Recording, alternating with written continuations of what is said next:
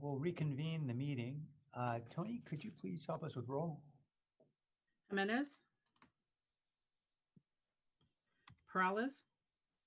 Here. Dieppe. Here. Crosco. Present. Davis. Here. Esparza. Arenas. Foley. Here. Camus. Here. Jones. Here. Licardo. Present. And I'm present, Tony, as well. Thank you. Thank you. I want to confirm that Rick is with us. Is he online as well? Oh, there's Rick. Good to see you, Rick. As soon as I figure out how to work my microphone there. It's been a few weeks. Yeah, hi. I'm here. I think everyone knows certainly that Rick is going to be retiring after an extraordinary career here in the city of San Jose. And Rick, just as city attorney, you have served, is it 23 years? Could you remind me? No, it's been as city attorney 20 and a half years, and with the city before that, 5.5. Okay, so Rick is the longest serving city attorney in the state of California. And that is not just testament to his endurance and his ability to put up with long council meetings, but it says an awful lot about Rick's extraordinary abilities and how he has managed through multiple crises in the city, always a heart to doing the best for the community. We're going to have a celebration in honor of Rick, I believe Friday. And I know because that is expected to be a very short program, there won't be an opportunity for all of us to be able to weigh in. And I really wanted to give my council colleagues an opportunity to say a few words as we thank Rick for his extraordinary leadership and his service and wish him well in the weeks and months ahead. I see several folks have raised their hands, so I'm going to assume they want to speak on this item. If you are not wishing to speak on this item, please pull your hand down and we'll focus on those who want to jump in. So first, Councilmember Davis. Thank you. Rick, I just want to thank you for, first of all, your responsiveness and your willingness to work with, I'm sure all of our offices, but especially in my experience working with our office on our individual problems that arise, and always giving us very, very sound advice. I very much appreciate that, and I wish you all the best. Thank you, Councilmember. All the best to you. You've got a great district. I happen to live in it, so I know. I'm glad you let me go first. I can easily say that. So he will be holding you accountable in retirement. Councilmember Esparza. Oh, I think there may be a problem with the mic, Councilmember Esparza. We may come back to you because we're not hearing you right now. So I'll go to Councilmember Perales and we can come back. Thank you, Mayor. And yeah, appreciate the opportunity to provide some thanks and appreciation to Rick. It has really been a pleasure to work with you, and the only city attorney, obviously, that I've been able to work with here, and your time with the city, far surpasses mine or any of ours on the council. And so I think it goes without saying, thank you for the service and the dedication that you've given to this city. And I think that's, one of the biggest compliments that I can give you is I think that the true care and respect that you had and that you have had, right, for this role as the city attorney representing the city of San Jose, over 1 million residents here, on every issue, big and small. Some resolved, in quick time, and some that literally took years and have gone on even, beyond a decade. And in each interaction that I've had with you on some of these really important issues, I think that has been what has shown as your greatest trait in this role, is the true care, again, and respect that you have for that role and for the community that we all here represent. being an attorney, everybody knows that there's many other places that you can serve, that you can work or be employed. But when you choose to do so in the public realm, such as this, as a city attorney, I think it takes a unique person that truly, again, wishes to be a public servant. And so I think that's the again, biggest compliment I can offer you. Personally, we've had some great interactions. I have relied on you on countless occasions. We've differed many times in opinions. I am by no means an attorney, but I have appreciated being able to argue you. And I think that you will certainly be missed here in that role. You've set up quite a team though, and a bench under you, where I think our city will be well served because of your leadership for many, many more years to come. So thank you, Rick. Thank you. Vice Mayor Jones? Yeah, so Rick, it's been 5.5 years, and I could tell you that over that 5.5 years, it's been such an honor and actually a privilege to work with you. And anytime I had to seek your advice or guidance, you were there. And I really appreciate everything that you've done over the course of your career, your dedication and commitment to the city. And most importantly, the fact that you're a fellow A's fan makes you near and dear to my heart. So I'm looking forward to going to some A's games with you in the future when they start to have fans actually going to. And I wish you all. Did I see your clip out at one of those games? Actually, I need to get one.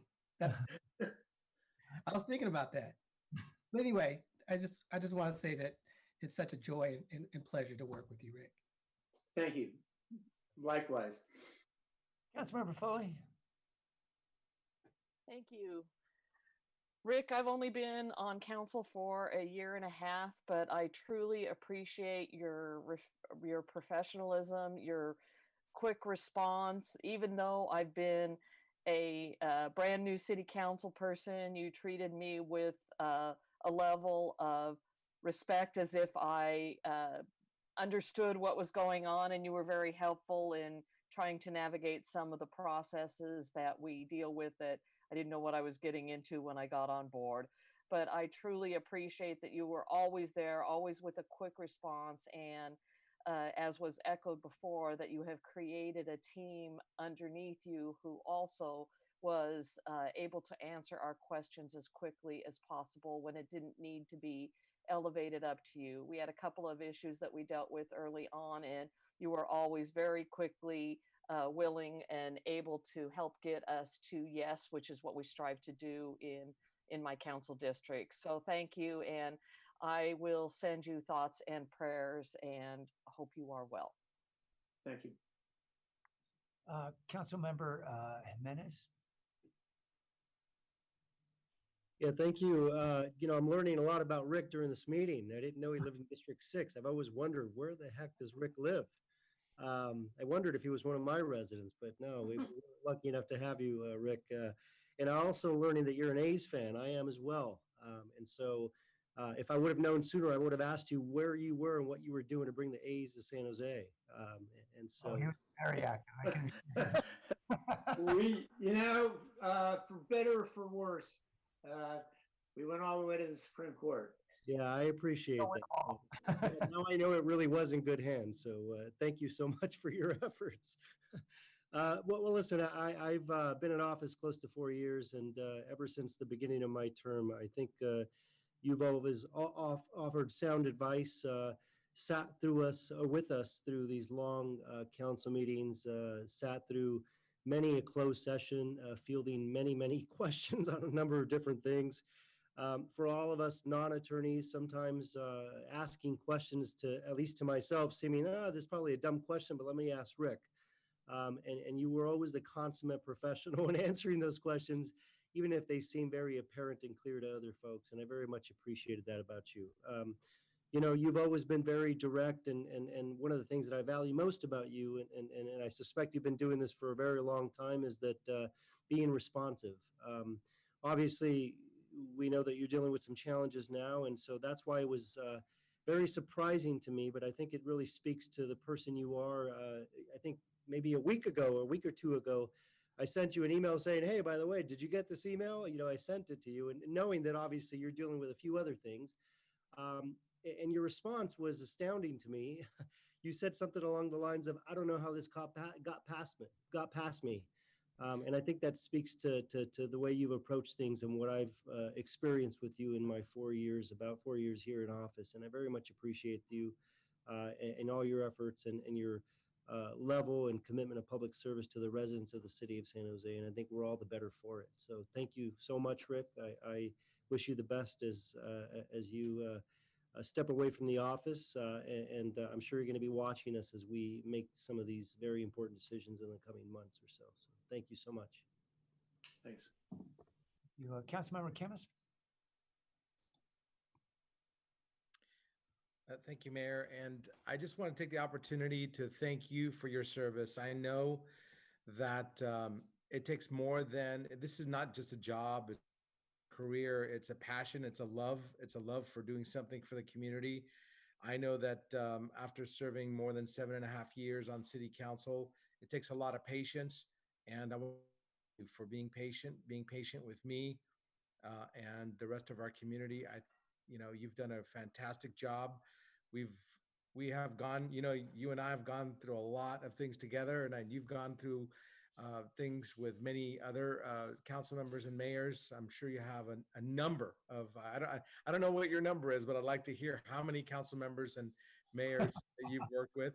But I could tell you that I've always felt listened to and respected and served by your advice. So I want to thank you for that. Thank you for your career. Thank you for the passion that you have for the city. Thank you, council member. And just remember, it's mostly all confidential, so I can't reveal whatever you said to anybody. Councilmember Esparza. Thank you. I just I wanted to say thank you to Rick. You've helped me navigate, some thorny issues that we've had in District 7, and your history and your character and your legal knowledge have been tremendously helpful. And what has really made an impression on me is that you've always followed with me on these thorny issues, you've always followed a North Star on what is the right thing to do. And how can we do it? And deeply appreciate it. And thank you. Thanks. Councilmember Carrasco. Thank you. And my apologies for the video. I still have spotty service, but nonetheless, I wanted to make sure to express my gratitude to you as well, Rick, and wish you well on your retirement. I also want to thank you for the years that I've been on council and for the numerous calls that we've had to put into your office and the times that we've had to call you in and ask you. Sometimes, maybe they seem like silly questions, but for us, especially representing a district, as you know, that have had many challenges, it allowed us to make decisions on the dais, and for some families, it made all the difference in the world, having your insight and your feedback, and really having the benefit of your knowledge. Really, when we were finding ourselves in situations where the issues or the topics were very complex, and where we knew that these were the kind of situations that were going to impact families that were already facing maybe a life-altering situation, your council really made all the difference in the world. And what I wanted to say to you is that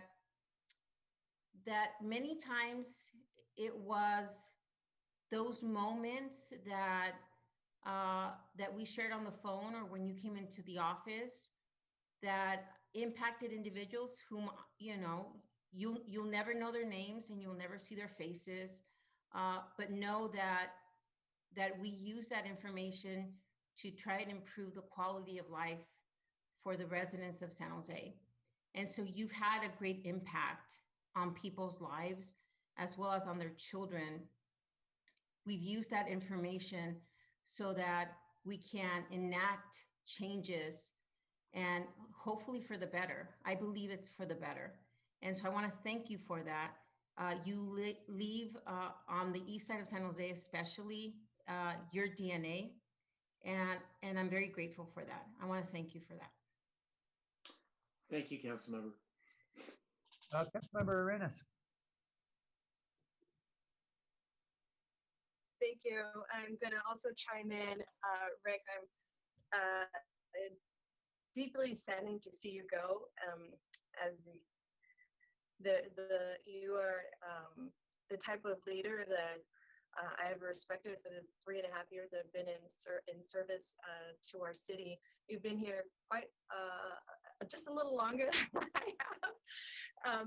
And I know throughout all of these years, and I'm not going to make light of how many years you've served. I'm sure that it is the absolute lifetime here, and the city of San Jose is a better city for it. Our residents are better off for it. I know my district has benefited from your support, your legal expertise, your protection, your legal protection in our open spaces throughout our city, and so you were absolutely integral to that protection in District 8 and citywide. And so I think under your legal protection, we've allowed our residents their voices to be heard. And we've found paths, legal paths, to move our issues forward. You've always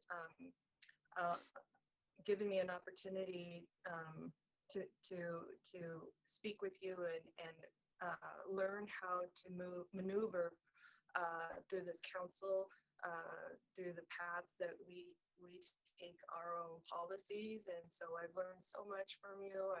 I know that you're going to retire and take care of yourself, but I know that your legacy here will live through all of those folks who you've trained, and you more than just trained, but your everyday life has showed them the type of work ethics that you don't see quite anymore. It's the old school work ethics where I'm sure that if you counted, you probably didn't really miss work much throughout all the years of service that you've had. And I can think of, there's a generation that that is genuine and good-hearted and just deliberate in the spirit of giving themselves to their community. And you absolutely represent that. I have the most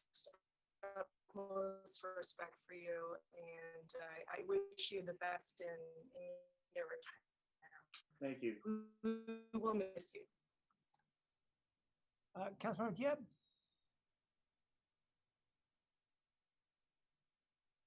I join everyone in thanking Rick for your service and your professionalism and your responsiveness. I used to email you even before I got on council about some legal questions, and then you always responded, even though I wasn't on the council. I was just at that time questionably council member elect, unclear. But you didn't always give me the responses that I was hoping for, but you responded nonetheless. And the more I got to work with you, the more I appreciated your expertise and legal knowledge. And as a lawyer, a non-practicing lawyer, I know certain doctrines, and I have vague memories of case law, but I would bring them up in closed session or in open session, and you were always prepared for my kind of curveball. So I appreciate that very much. And I guess my favorite memory of you is one time I had a legal question for you. I can't quite remember what it was, but I had a legal question for you. And I spoke to you in private, and I framed the legal question, and I began to give context, and you stopped me as if not wanting me to say something that I shouldn't or something. And you just went straight to the legal issue of it. And I appreciate that. And lastly, thank you for allowing me to access Westlaw as a council member. Good, you're welcome. So I will miss you, and Yeah. good luck in retirement. Now you've let the mayor know it's available. I appreciate it. Might be a curse more than anything, access to Westlaw. Dave? Yeah, thank you, Mayor and Rick. Certainly, we've worked together for a very, very long time, and just appreciated all the time that we've spent together. I think, you know, as far as the way you approach the work, your collaborative nature and team approach, working through many contentious issues. And I can tell you that team approach is not always the case between city manager and city attorney. I hear that a lot out there. And your team approach in the entire office, it just makes working together so much more productive. And just your ability to strive to always find solutions to the extremely complex issues and matters that we all work on is just phenomenal. I can always count on you to help us figure out how to get there. And then I think just the continuity that you've provided and the steady hand at which you lead the city attorney's office is just remarkable. And then on a personal note, just everything you've done to help me grow into my city manager role. You know, I've obviously come up through the ranks as you've been the city attorney. And even when I was pretty low down in the totem pole, the respect that you treated me with was just phenomenal, and how you've helped me grow into this role over the years is very much appreciated. We've been, I think, lucky to have you as a city attorney for all these years, and I do have, on behalf of the administration, a gift we'll be giving you at the appropriate time, and look forward to doing this. Thanks, David. You've got seniority on me. You've got years, but it has been a pleasure working with you. You've got a great team, and it's you're well supported, and equally I'm well supported, and that makes life a lot easier. That's right. Rick, I know I have more to say when we celebrate you on Friday, but I just want to say I am truly sad to see you retire. I know you served in Contra Costa and other jurisdictions, but you've really been a San Jose institution for us. You more than anything represent the continuity that's that passed from one administration to another, and somehow or another you've had the misfortune of serving with two mayors with law degrees, which makes for awful arguments and conversation. But nonetheless, you've had an incredible penchant, more than anything, for civility and kindness and decency and respect. It's a trait we don't see nearly enough in these days in so many ways in our nation, in our community. The ability, even when things are acrimonious, you would always take the high road, and you always showed by your example what it was like to be a kind, committed public servant, somebody who was always interested in what was best for the community. I really appreciate your heart for public service. A lot of folks don't know this, but if you looked at other cities around us, they paid their city attorneys a lot more. Rick could have made a lot more money by jumping ship or going to the private sector. That was never an issue. And the disparities we talk about between our city and others, it becomes even greater as you go up the pole, the totem pole. And so Rick never had second thought about it. And with every dispute, with every issue, even when we disagreed, you were always interested in doing whatever was right for the community. And I knew that even if I ended up on the losing end of an argument, I knew your heart was always in the right place, and it was almost certainly the right decision. I think what is the mark of a great leader is that you have attracted great talent around you, and you've built a great team.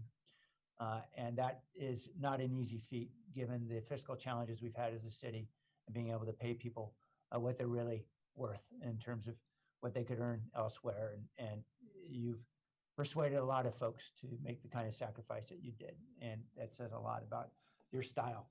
People like working with you and for you, precisely because of of who you are. And I just also want to say I appreciated that you always brought a sense of joy about our collective work here. That's not an easy thing to do because we have a lot of horrible decisions sometimes, a lot of really tough situations. And you often found a way to laugh about things or tell an old anecdote about what might have happened under a different administration. Usually it was more colorful when it was involving some administrations than others. I just think it was really a pleasure to work with somebody who at the bottom of it all found this to be good, fun work. I'll never forget, I think I told you the conversation I had with Rob Manfred, who was the commissioner of Major League Baseball, still is, I guess, and how ticked off he was after you and all of us had pushed so hard in that lawsuit, and he was angry because Major League Baseball had spent $10 million in the lawsuit. And you didn't say it, but I could tell when I was telling you that there was a twinkle in your eye that if we were going to go down, we were going to go down fighting. We both wanted to see the A's come here, and you were just going to do your best. And it was always about what was best for the community. So thank you for everything. Yeah, Mayor, I just want to say that, it's an easy city to work for when it's a great city. I think, how else do I put it? You mentioned I worked in Concord, Cross County. I worked for the city of Concord. And when I was asked to apply to come and take this job, it wasn't a difficult decision to apply because, it is something that salaries issues, this issue, that issue, but you don't see issues in most cities in California like you do here. And you've got a great support team, and or at least we did with Dave and his staff. We have a great support team in councils. Councils come and go, but they all bring the passion. And so I want to thank you. And just leave it at that. Thanks, Rick. All right, we'll see you then Friday. All right. Yeah. All right, we're gonna get back to the agenda, and I believe where we had left off was on item 3.1. And forgive my absence. I appreciate Vice Mayor Jones taking over. I believe we're on the report of the city manager, and we've heard public comment. Is that right, Vice Mayor Jones? That is correct. Okay, so we'll return to the council for comment. Councilmember Esparza? Mayor, I think we might have one other public comment left. Wasn't that right, Vice Mayor? Yes, Paul, Paul spoke on this item. Okay. Oh, okay. I thought we had some hands left before we broke. Okay. Never mind. All right, thank you. Councilmember Esparza? Thank you. I had some questions for a few members of the team. So starting with the Verily site, it was really great news to hear that it's being moved, thanks to Councilmember Carrasco's leadership at the city and Supervisor Chavez's leadership at the county. When will that site be up? My understanding is they are getting it up and running right away and have transferred over the reservations to the new site. So it should be in operation as we speak. Okay, awesome. Thank you. And then on the motel room coordination, I'm still hearing from families who are living in overcrowded living conditions, who are not getting offered motel rooms. I have talked to the county about this, but when you have 3, 4, 5 families living in the same apartment or garage or house, and one tests positive for COVID, it's in the best interest of us all for them to get in a motel. How is our coordination progressing on that issue? I think either Jackie and or Lee are best poised to speak to that. We've been working on both the supported isolation and also the communication around supported isolation. Lee, do you want to take the first whack? And I think Jackie said she was going to be on as well. Yeah, sorry, I was just looking to see if Jackie was available. The county and the EPIO team have met a few times over the last few weeks on the outreach and education, and are really trying to develop additional material that is much more targeted at the testing sites, whether it's fairgrounds, the new Mount Pleasant site, as well as working with Kaiser and the other hospital systems. So they're getting that information and its availability when they actually go to take the test, that it's not simply just a follow-up. With that said, on how that's been working the last 2 weeks, I'm unclear of that, but I will follow up with the county and can report on that out next week. Yeah, I'd appreciate that. And again, with the sense of urgency, because I've been hearing reports of this throughout July. So again, the numbers are going up, particularly in the East Side and particularly in the Latino community. And so I believe a couple of factors are really critical. One is that isolation, and people are frankly afraid to get tested because they're not getting offered resources, and that understanding isn't there. So that would be really helpful. And along those same lines, are we coordinating with the economic development team around, as we get back on, our al fresco efforts? We're going to talk about one today, but there are other efforts ongoing. One of the reasons people, particularly lower income and people of color, are testing positive is because they don't have the luxury of staying at home. And so how are we coordinating through our economic development pipelines to get information about testing, to get information about rights that people have around sick leave? I know some of that happened kind of early on, but are we putting it all together and giving that information to both employers and workers? And if so, how? And we've been regularly communicating with everybody who has paid their business tax. It's one of our best avenues in terms of direct communication with them, and a series of multilingual communications and even webinars around how do you reopen, what are your rights, what are your responsibilities. And so that business liaison work continues, and the Office of Economic Development is in tight coordination with the Emergency Operations Center. I see that Blage is on, so if Blage would like to add a little deeper into the details, and Jackie has just joined. So let's do this. Let's hop to Jackie on the supported isolation housing piece for a quick hit on that, and then go over to Blage to more directly answer your question, Councilmember, if that's okay. Okay. Jackie, go ahead. Hi, thank you. So the county does continue to support people who are living in housing and are in overcrowded situations. And so those cases where you're hearing that people are not being offered, what we should probably do is coordinate immediately with those families. You can send them to me. I can forward to you the hotline. Yeah. First off, I actually want to know what's happening in the system. I call the EOC directly.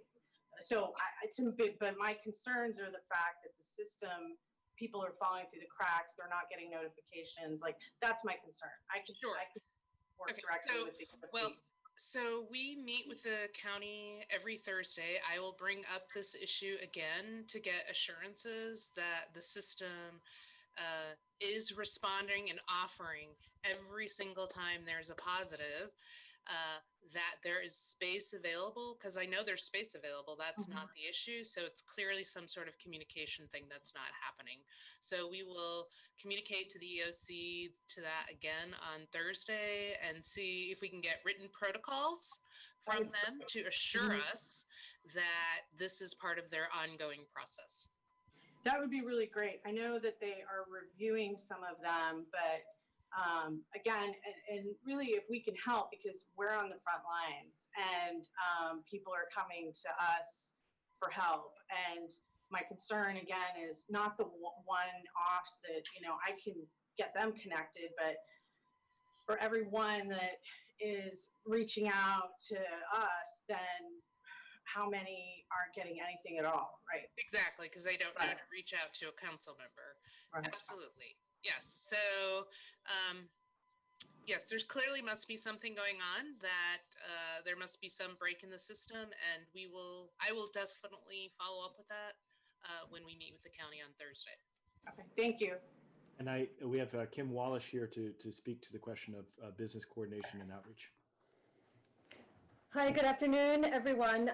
Council member, I think you're making a really important point, and our team is giving it a lot of thought. As we are out there talking about business and Main Street community development types of opportunities, including employment and training programs that are available to people and al fresco opportunities that are available to places, we are dovetailing that with the messages about all of the services that are available. And we've recognized that this needs to be not just online. So we are very close to having a hard copy brochure that really mirrors all the resources that are available in the virtual local assistance center, in hard copy, in multiple languages, and we'll have that available to all of you and through more of a grassroots distribution network. So we're one team. We're now a branch called Community and Economic Recovery Branch, and we look forward to next Tuesday giving you an overview of how we're structured and what our objectives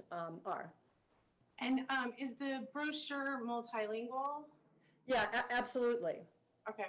And so, because I know online it is, and so, and that brochure is appropriate for both business owners as well as workers. So that Correct.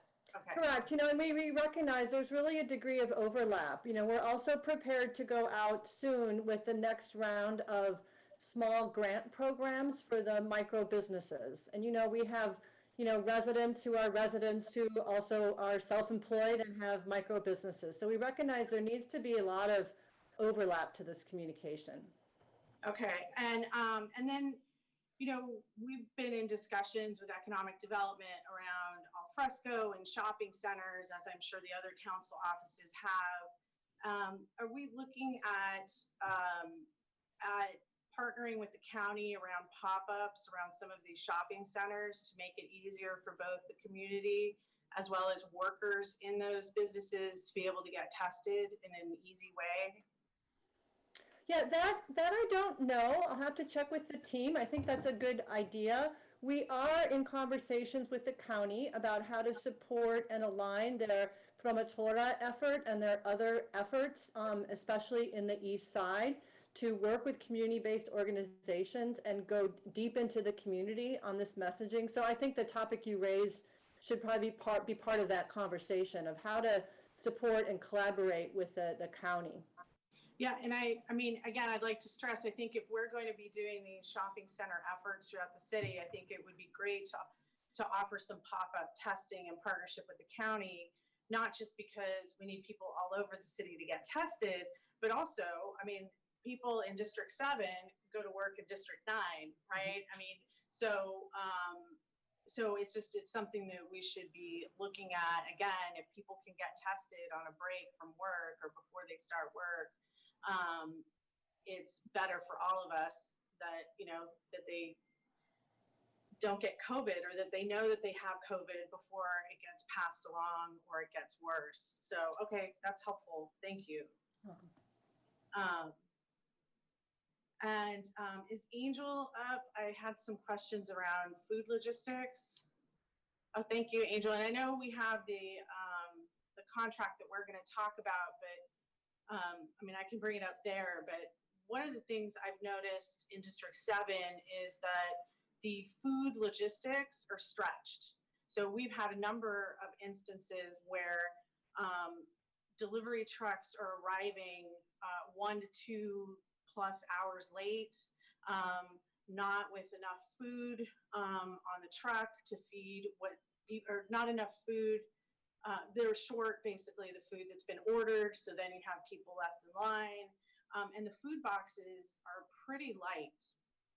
I don't think they're enough to feed a family for a week. And sometimes the food in the boxes, it's a few lemons, a few limes, a head of cabbage, stuff like that. And even the food in the boxes is not, may not always be frankly edible. And so I wanted to ask you about logistics, redundancies, how we're dealing with that, because it's happened consistently. I mean, I've reached out to you as well, but it's been happening consistently over a number of sites that, frankly, I think it's an issue. Yeah, Councilmember, we actually monitor that on a daily basis. And as you can imagine, we're talking about food source and supply, and that also fluctuates, right? And so we try to update that information in real time, and we coordinate with our 7 different food streams accordingly.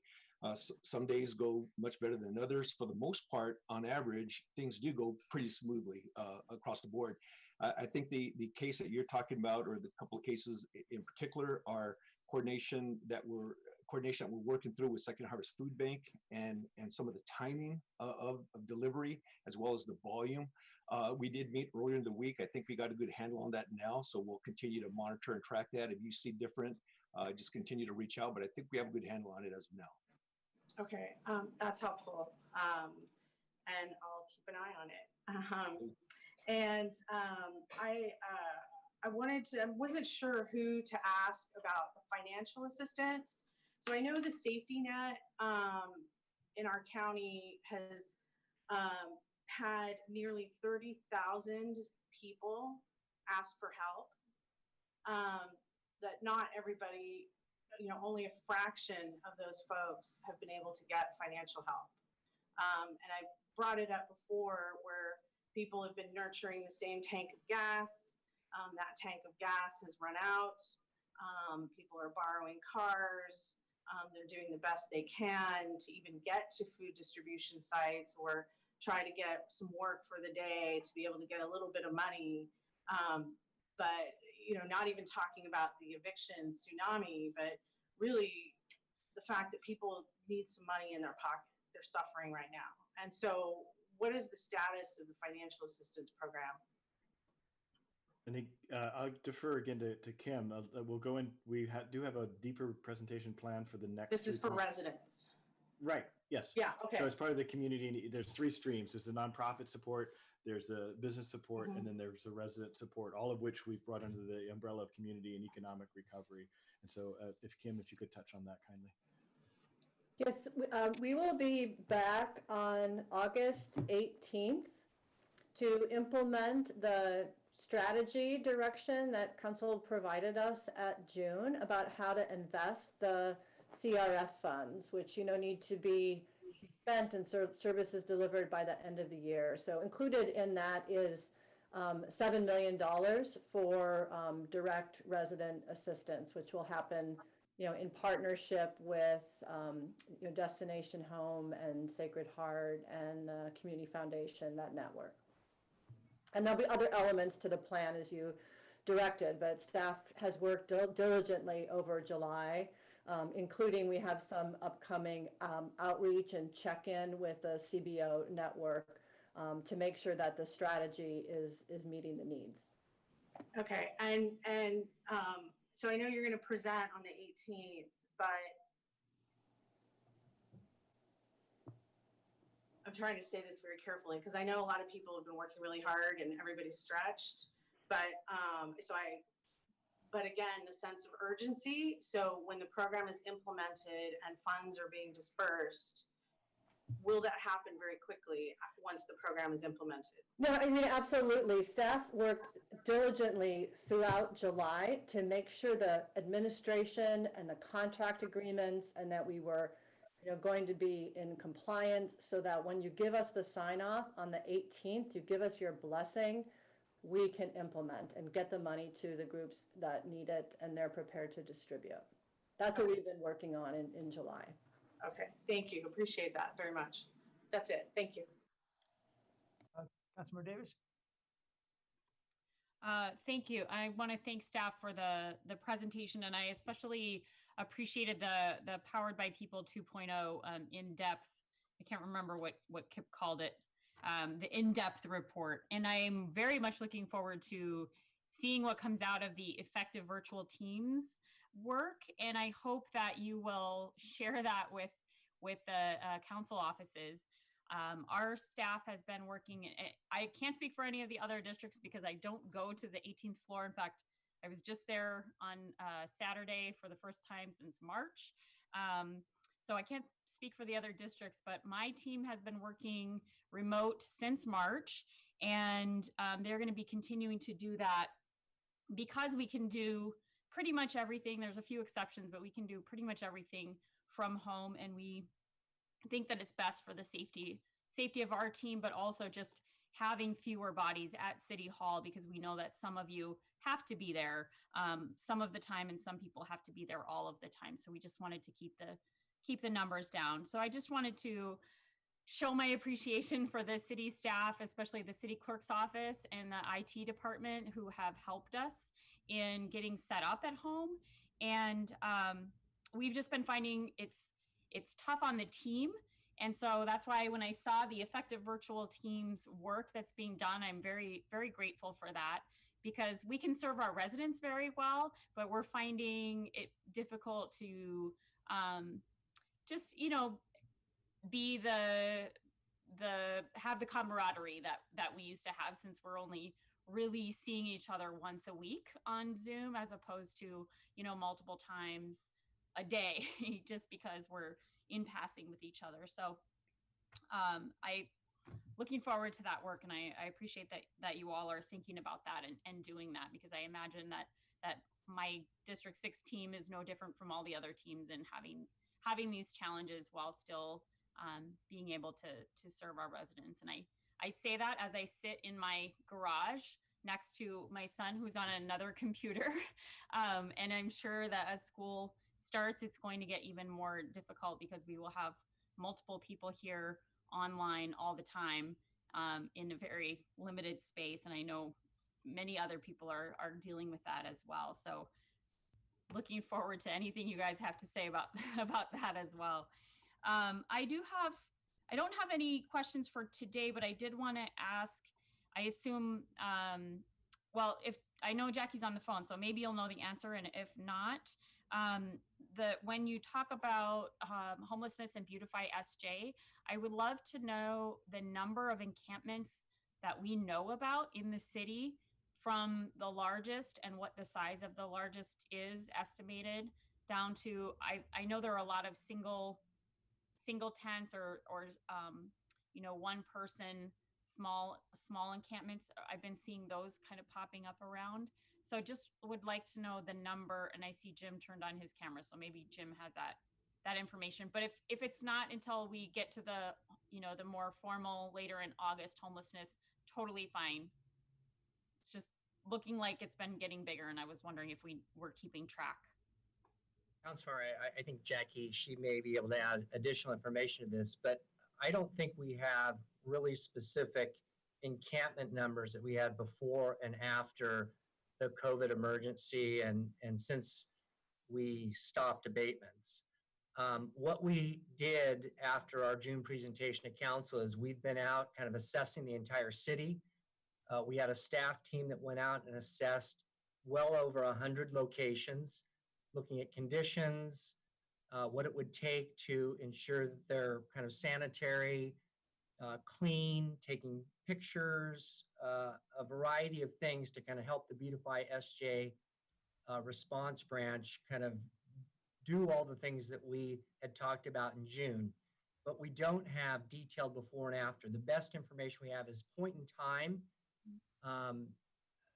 numbers of unsheltered people.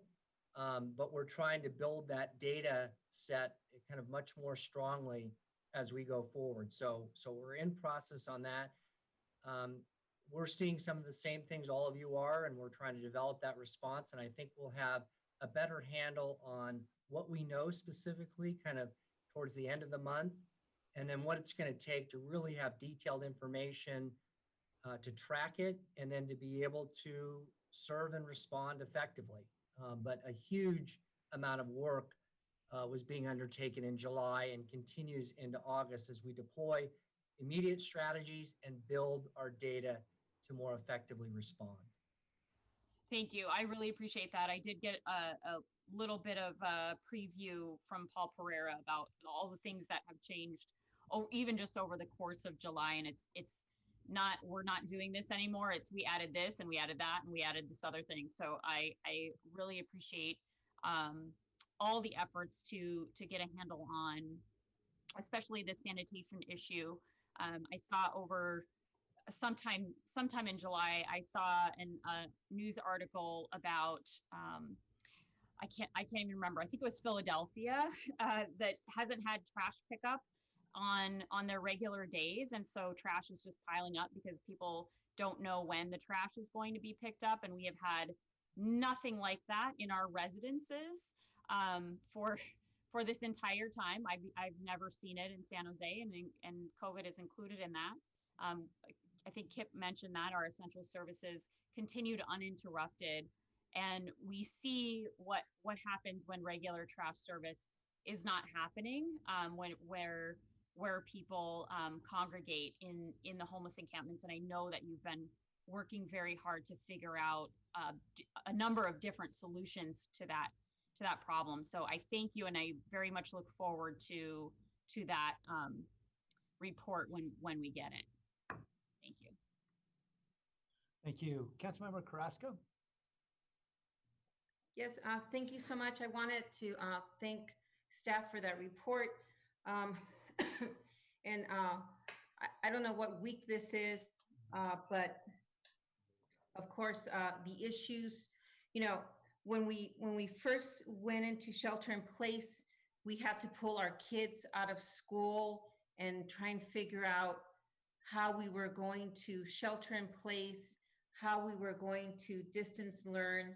And now we're trying to figure out how we're going to go back to school, distance learn again, and get through summer. I mean, you know, it's a constant moving target, and we're going into full circle over many of these issues.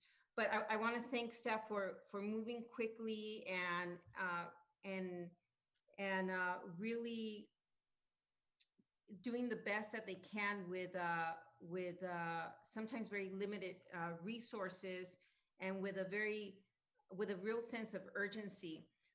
But really, a couple of things that I want to address is thank you so much for doing everything that you can in terms of addressing the issues at Powell Stadium. And I think, you know, let's see what happens at Mount Pleasant High School. I don't know if that's the, you know, I never know what's the ideal situation. Of course, Mount Pleasant High School is smack in the middle of another community that really needs support, and of course is filled with essential workers. My issue again is going to be, Kip, are we permitting on-site registration day of? That's one of the questions. Yeah, so the county is assuming full operations of the logistics of the site in coordination with Verily.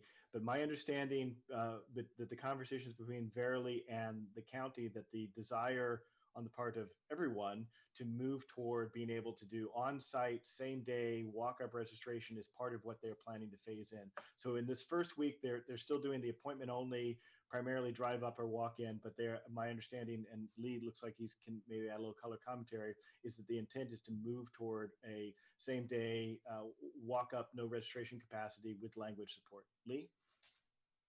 Yep. No, you covered it, Kip. Okay. Oh, great. That's great. You know, I took some folks over to one of the pop-up sites where, you know, folks were showing up, and we got there an hour before it opened up, because to sign up for one of the very least sites, it was going to take us 2 days, whether it was the site at the Santa Clara County Fairgrounds or at Powell. It was two days out. So took them to a pop-up, got there an hour before. There was already about 75 people ahead of us. And within 15 minutes, there was about 100 people behind us. By the time they opened it up, there was maybe 300 people behind us. You know, but that says to me that the word is getting out, and that there's a huge need to continue to open up these sites and to increase capacity, because folks are understanding the great need to get tested and to get retested and to get retested yet again. Now, I'll tell you that I'm not one that believes that PAL should have been closed. I think that PAL is a great site. I think that we shouldn't close our doors to the idea of keeping PAL open, but maybe Verily wasn't the right vendor. And we should still leave that open for future opportunities, because it's in an ideal situation given that the freeway is there and you have high density. You have District 8, 7, 5, and even 3 all joined there in one junction. But anyway, so I'm going to leave that there, and I'm just glad that we're going to have on-site registration at some point. The other issue that I just want to talk about is yesterday we had the mayor held a press conference, and I thank you, Mayor, for bringing up the partnership that took place in order to connect many of the children that do not have access yet for distance learning. It's going to be a huge issue as we're all gearing up to get our kids back to school. And, and I've said this before, even for me, I've got 3 teenagers that are having a really hard time figuring out how to get back to school. And when we're all on Zoom, we have a very difficult home situation. And of course, I'm not the only one. And, Councilmember Camus has also expressed how difficult it is for him sometimes to do that as well. So we're all experiencing some level of challenges. But the East Side, let me tell you why this is particularly concerning for children on the East Side, or for children who are in underinvested communities. I read an article just recently that children across the board, it didn't matter which kind of household you came from, wealthy households, underinvested communities, every single child in every single household, when they went to distant learning, all of a sudden took a complete dip in their learning experience, just a complete dip. And so you saw this. But within weeks, those kiddos who had resources or who came from households who were well equipped very quickly adjusted, and their learning curve went right back up, almost like a little roller coaster. Those kiddos who were coming from households that maybe were immigrant households, who were coming from underinvested communities, or who were already struggling, are continuing to dip. That learning curve has not gone back up. So it's still dipping. So we were calling it opportunity gap, learning gap, achievement gap. I don't know what we're going to call it right now. So I challenge all of you to come up with a name, but it feels like an abyss to me, just an eternal abyss. And I don't know what to call it. And so it's going to become a real challenge for us, as we had invested in San Jose Learns, San Jose Works, to put some of these kids onto a road for a better future. I think that is something that we're really going to have to start thinking about as we start talking about recovery, because it's not just about economic recovery, but how do we help our kiddos who are just as much part of the future of San Jose as anything else, in terms of how do we help them.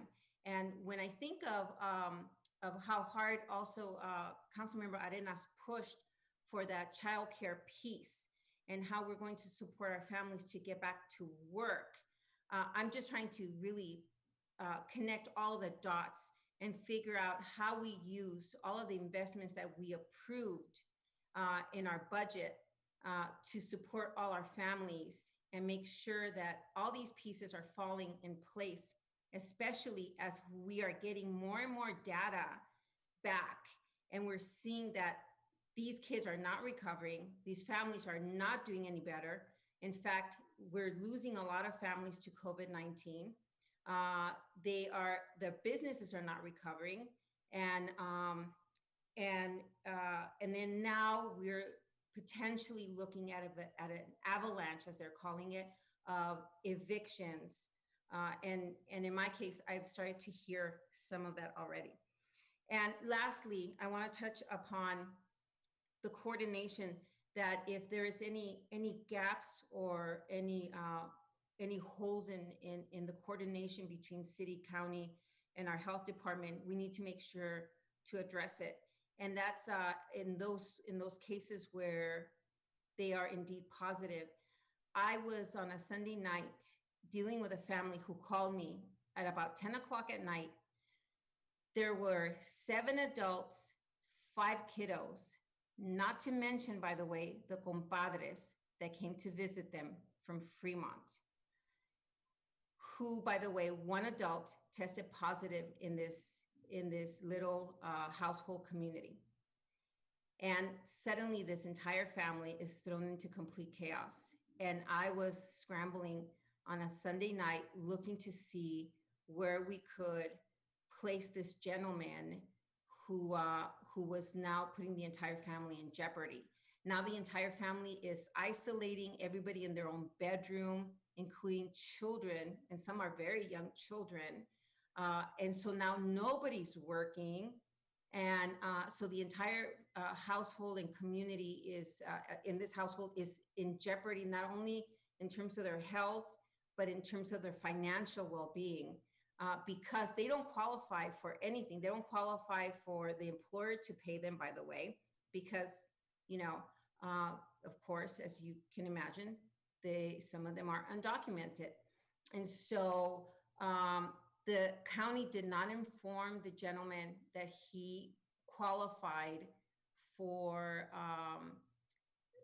the opportunities to stay in a hotel and to have the support system that was available to him. So my staff was scrambling.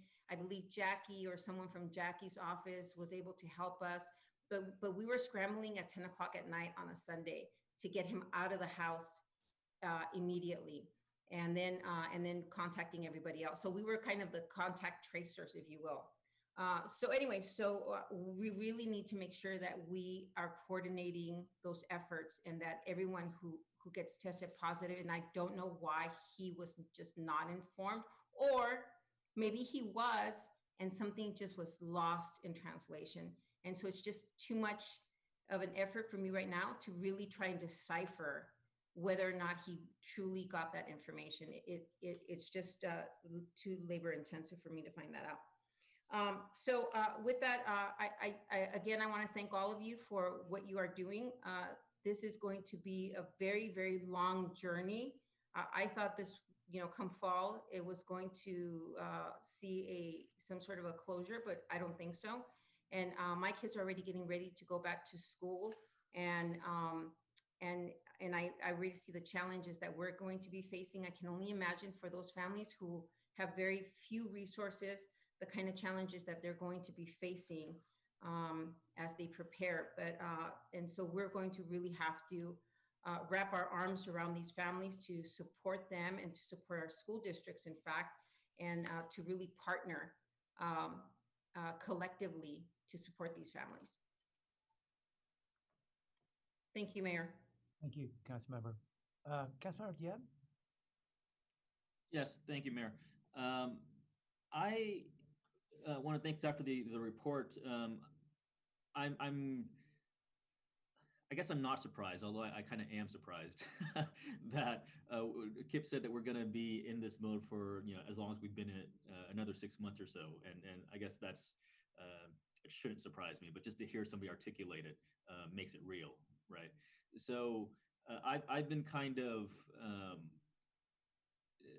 happy that in the sense that since COVID, I do see our city rallying, and we've done more in terms of multilingual translation on the social media and the website than we ever had before. We would do it for spurts previously during the flood or during the PG&E power shutoffs, but now I feel that we've hit some sort of stride. I think we still need to do more in terms of making sure that that's a permanent aspect of what we do at the city. But I think we're beginning to build an audience where people will finally look to the city for updates and information. So I guess my question is, do we have a plan for how to use that? So right now we're still in this COVID mindset, and we're telling people in multiple languages what parks are closed or where to get food and where to get resources and such. But longer term in a post-COVID era, can we continue this and use that platform for other things? Like, for instance, August right now is National Immunization Month. And can we use this platform to push those kind of messages as well, public health and non-COVID related messaging? Can we do that? Let's push out, get immunized because flu season's coming, that kind of thing. Absolutely. Part of the intentionality as we've begun the reflection on the after action report is not only what are those things that can we do to improve for the COVID response, but what are those things that we want to carry on regardless of COVID or not COVID? And so one of the things that we've identified early on in those discussions, the EPIO, our Emergency Public Information Office, did some kind of lessons learned piece. And one of the things that they brought forward that was really strong was having this centralized capability to do quality translation of materials rapidly in real time, having a language unit that was there and available to them. And so our desire is to build that capability, not only for emergency response, but for the way that we communicate and engage and move it forward. Dave, is there anything that you wanted to add from the city manager's perspective? Yeah, so thank you, Kip. I think you hit the main points I was looking to make, because certainly, council member, there are things that we're doing very differently now in this response that we want to be able to carry into the future for sure.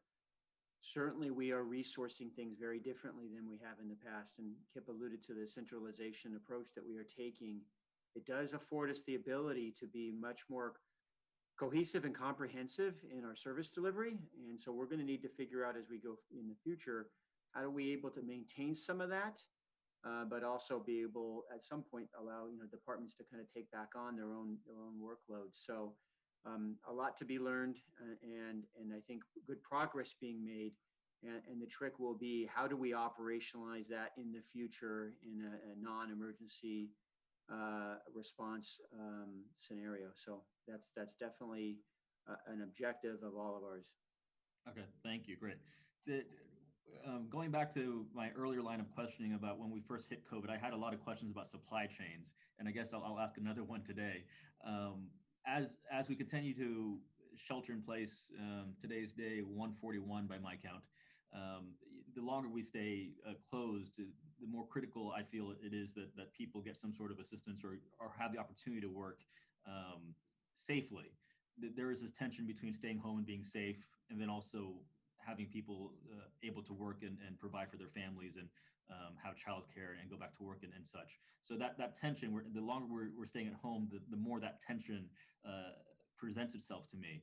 And I was listening to an interview or reading something over the break, and it occurs to me, or I heard somebody say something about the food restaurant supply chain. So now a lot of restaurants are closing down.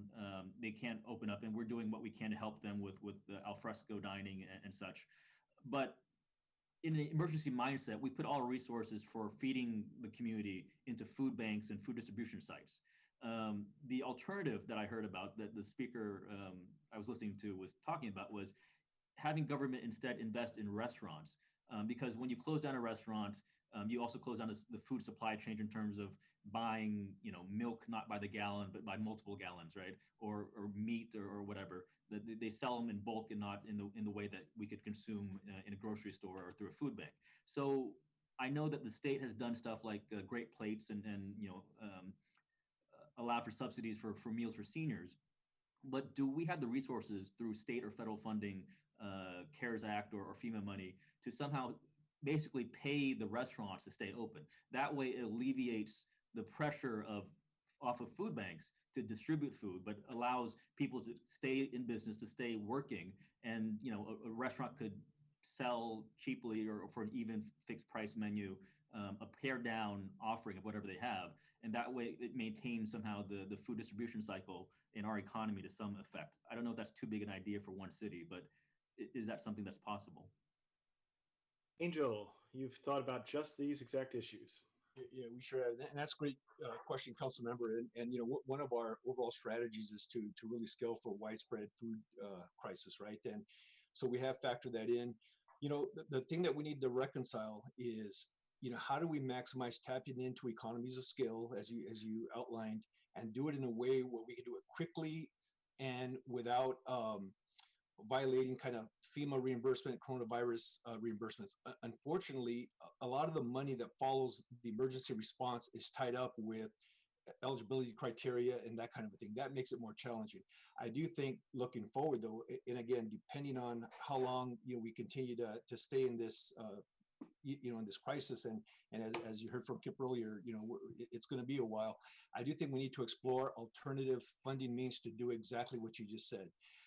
Short term, I think we have tapped into economies of scale in terms of we're tapping into buying in bulk, getting the lowest price possible, tapping into food sources, making sure that we secure food sources long term at the best possible price. I think we've done that pretty effectively with our current food network.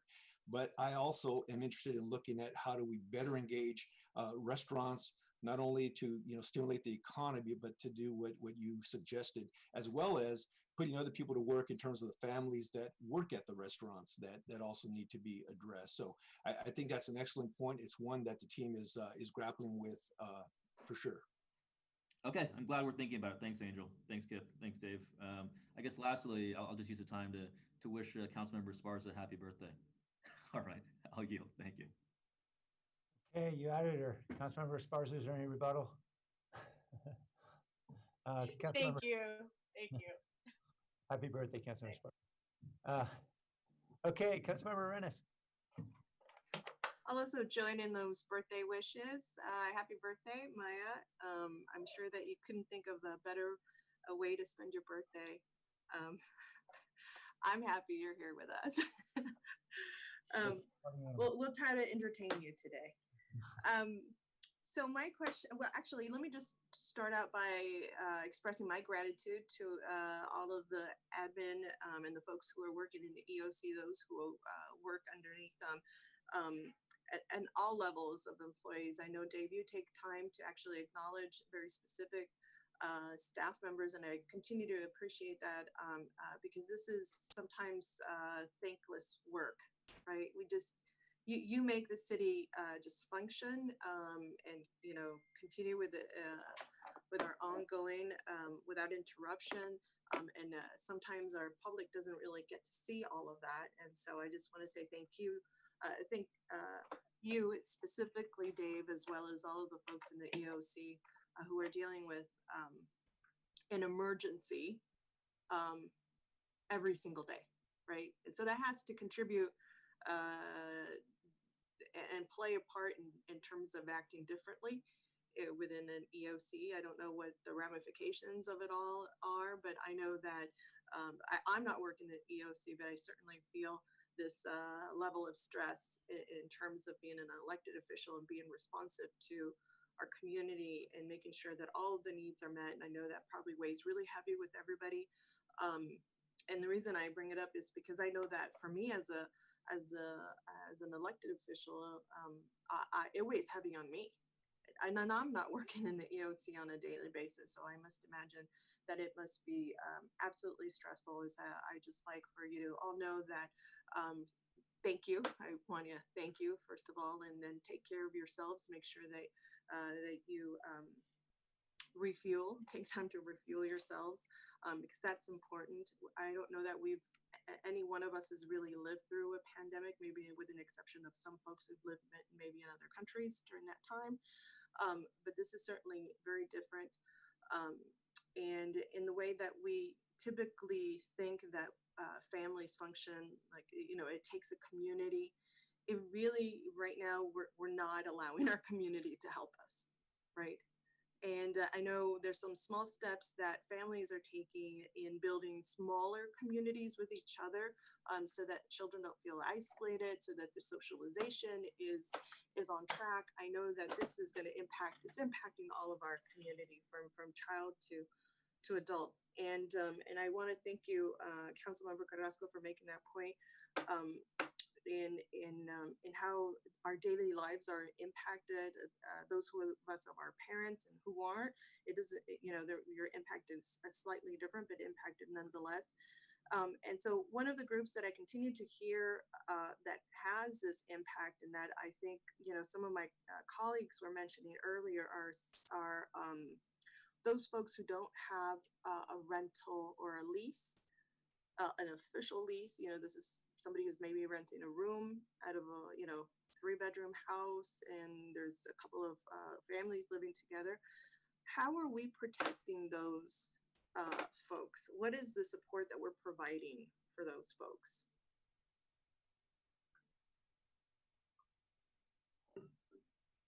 That's a very good question, Councilmember Arenas.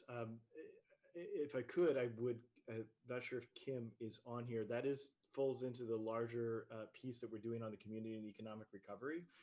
If I could, I'd love to take that as a question that we come back with a more detailed response. I do not know that we have a specific focus on folks who are not formal leaseholders, and so I don't want to give you any misinformation, but that's an excellent question and one that we can come back to with the community and economic recovery a presentation in more detail, unless Kim has an immediate answer or Jackie has an immediate answer. I appreciate that, because I hear it. I've been hearing it almost every week during our public comments. With it's not a consistent flow in terms of the message, but I know that there's a few advocates who continue to call and express the needs of those who don't have a lease, possibly those who are undocumented and may not be able to just be eligible to some of those programs. I know later on we're going to talk about the consolidated plan with Jackie, and I know built into that, I know that there's some really great pieces that I think are just just in time for this part of the conversation. But I just wanted to know what, if anything, during this time, how are we protecting those who are least protected without a lease, and how is that? How is that impacting our community? What is the shift of our families? Because the schools soon enough will be able to tell us how many families continue to be registered in the respective districts, how many are going to show up for this or whatever different forms of distance learning they're offering. And we're going to get a good sense of the exodus.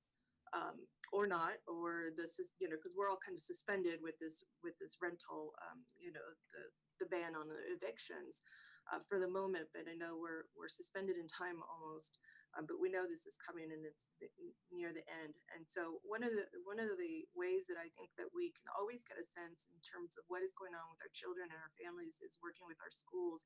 How is that relationship? How are we continuing to connect with the schools and maybe use those either food distributions they continue to have or any ongoing meetings that we have with them to kind of take the temperature in terms of what is happening with our children and our families, and what are those, the top layer needs, and are we moving in the right direction? Thank you. It looks like Jackie has joined us, so I'll give her a moment to answer a little bit of the question around the rental piece, and then I'll take a first cut at your response on our school coordination. Sure. So in terms of all the funding that the city is providing, whether it's through the CARES Act, the federal funds that are passing through the housing department, all of those would require some documentation. So somebody who's not on a lease is not likely going to qualify for those funding.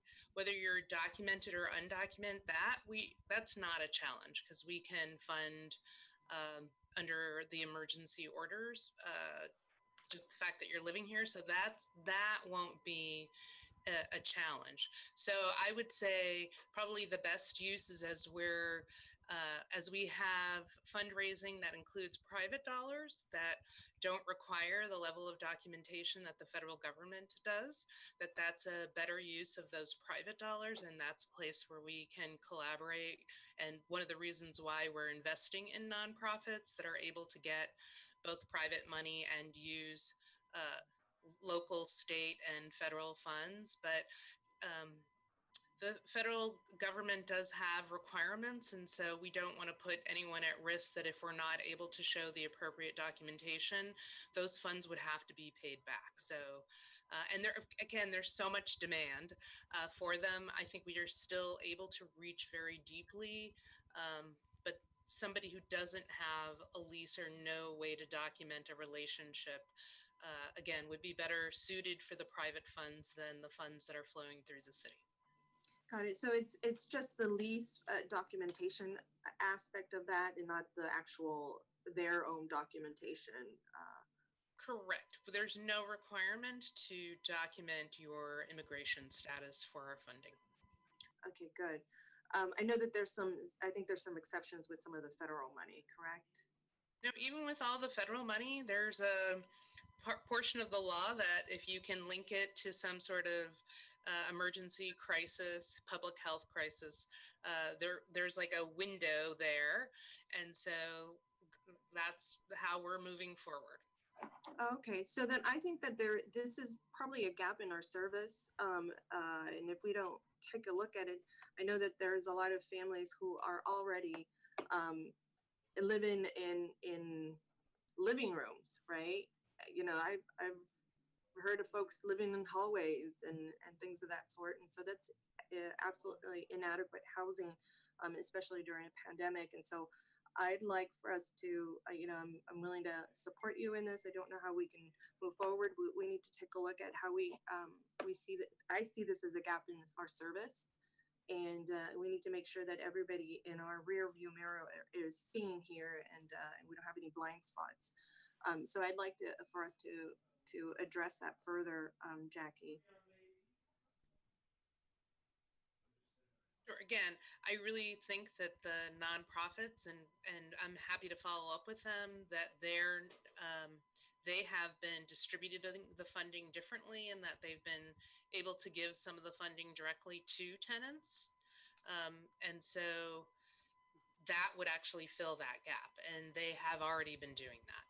So again, I think it's really the combination of funding that really provides that wide range of services and allows each police to play in its in its lane where it can.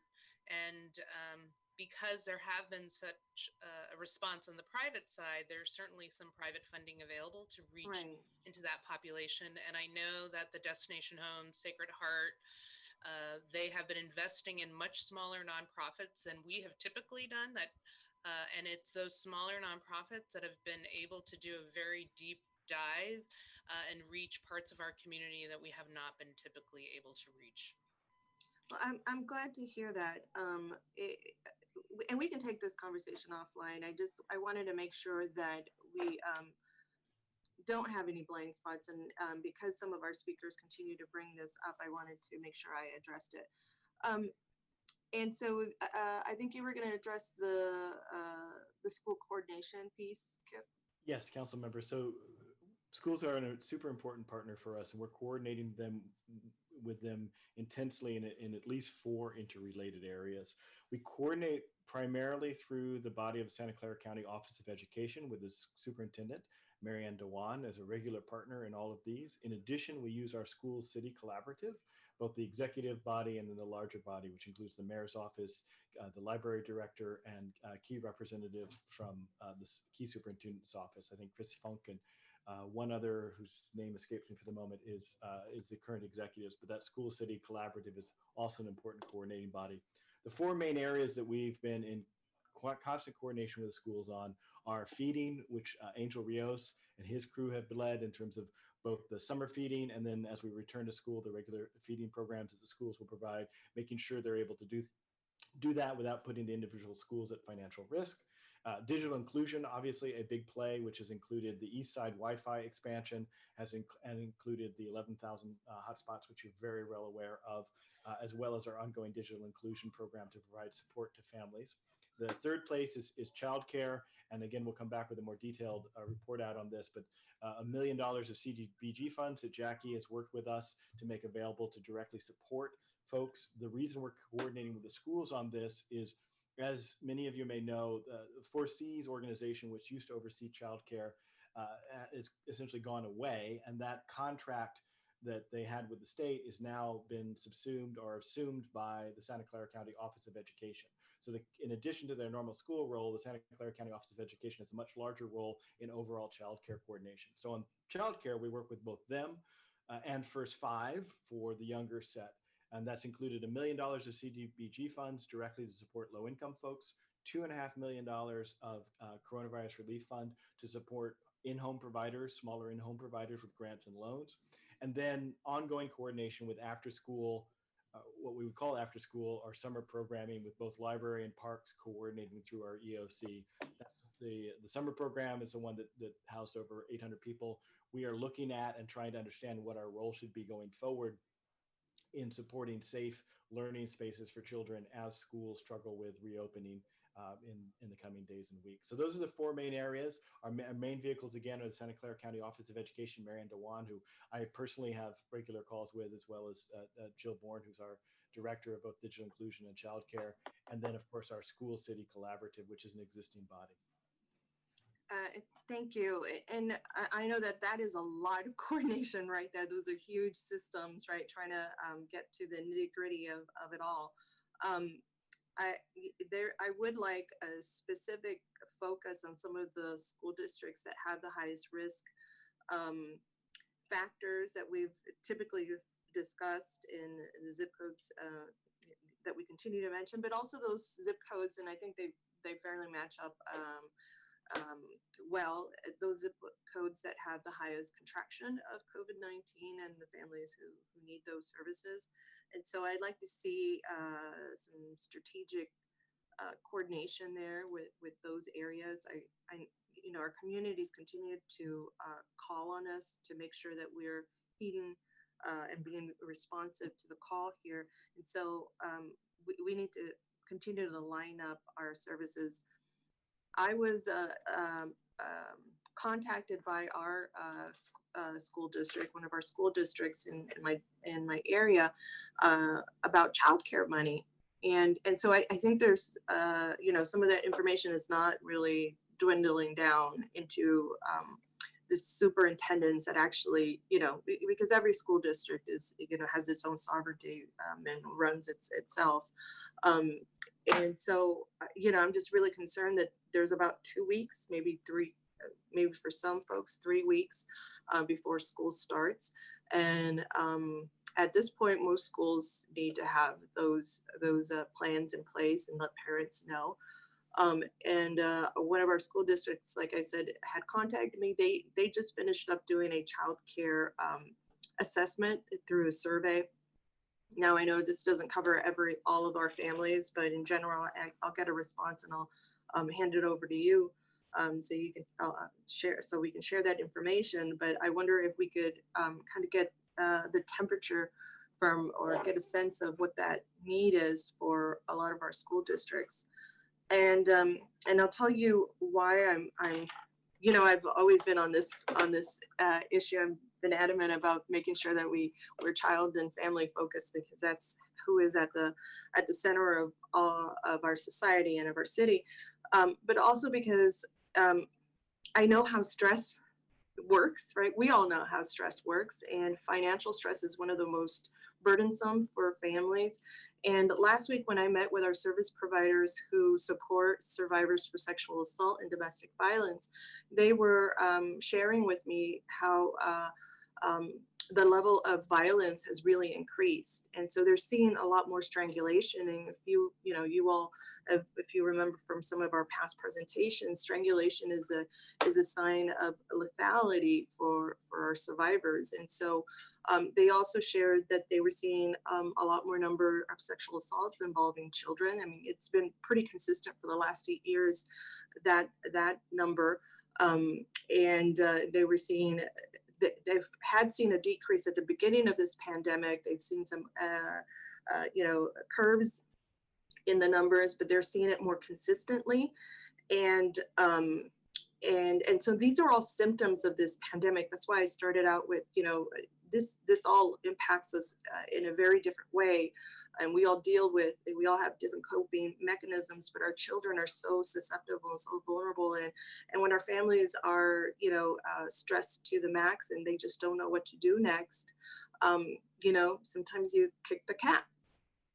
And our service providers have said that they haven't seen these kinds of reports where there's beatings and whippings on our children.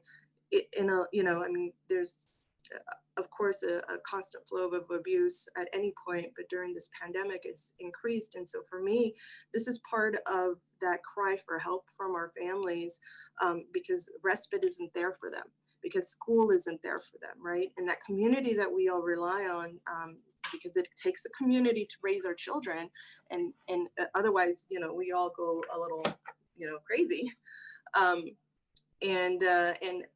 I'm very fortunate to have a really great network, but not everybody does. And so these are symptoms to me of a problem that is of a greater magnitude, and that, it's going to explode. And I've been trying to sound the alarm from the beginning. I've said that the violence is just going to get greater, especially against, reports throughout the whole world have already been established that women and young girls are the most prone to violence during pandemics and any kind of disaster type of crisis in a country. And so this is nothing new to us. I want us to have a strategy to address this. And so I want to thank the chief for being present last week, although the data that he had was from January through April. And so our service providers had the most recent type of data. Of course, it's the data that I don't know whether it's really feeding into some phone calls to the police department. So I'd like to request, Dave, more recent data from our police department, so that we can take a look at what's happening in terms of calls, if they're now matching up to our service providers, and what are we going to do? What is our response, our strategic response to violence against young women, and girls and children during this pandemic? We just can't keep our eyes closed because we can't see behind closed doors. Thank you, Councilmember. We do have the domestic violence as one of the items that we will be bringing forward at 3.1, and I will, on behalf of the city manager, follow up on that request. Great. And so you'll also pull or have a request to pull the data for. Yes, ma'am. Dave, anything you want to add on that?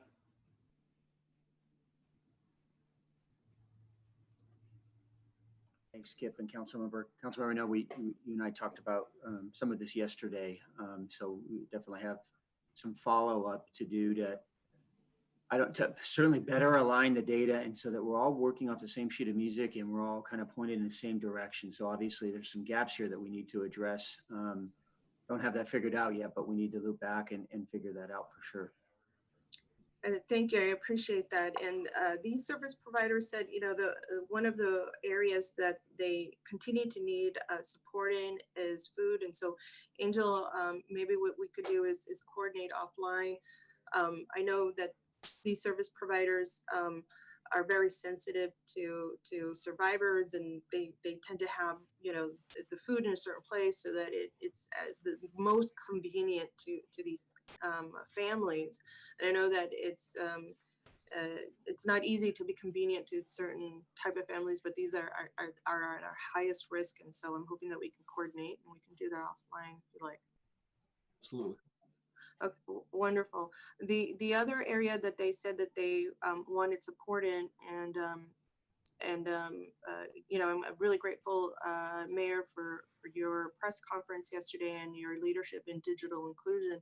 And this is another area where they said what they've had to do is, because these survivors don't have the appropriate devices at home or the bandwidth to take them on to the internet in a way that they want, is useful to them. They might be going through court or whatever, for whatever reason that they need to access the internet. They are, some of these providers are making some of their computers available in their office, you know, maybe 2 at a time, type of a deal.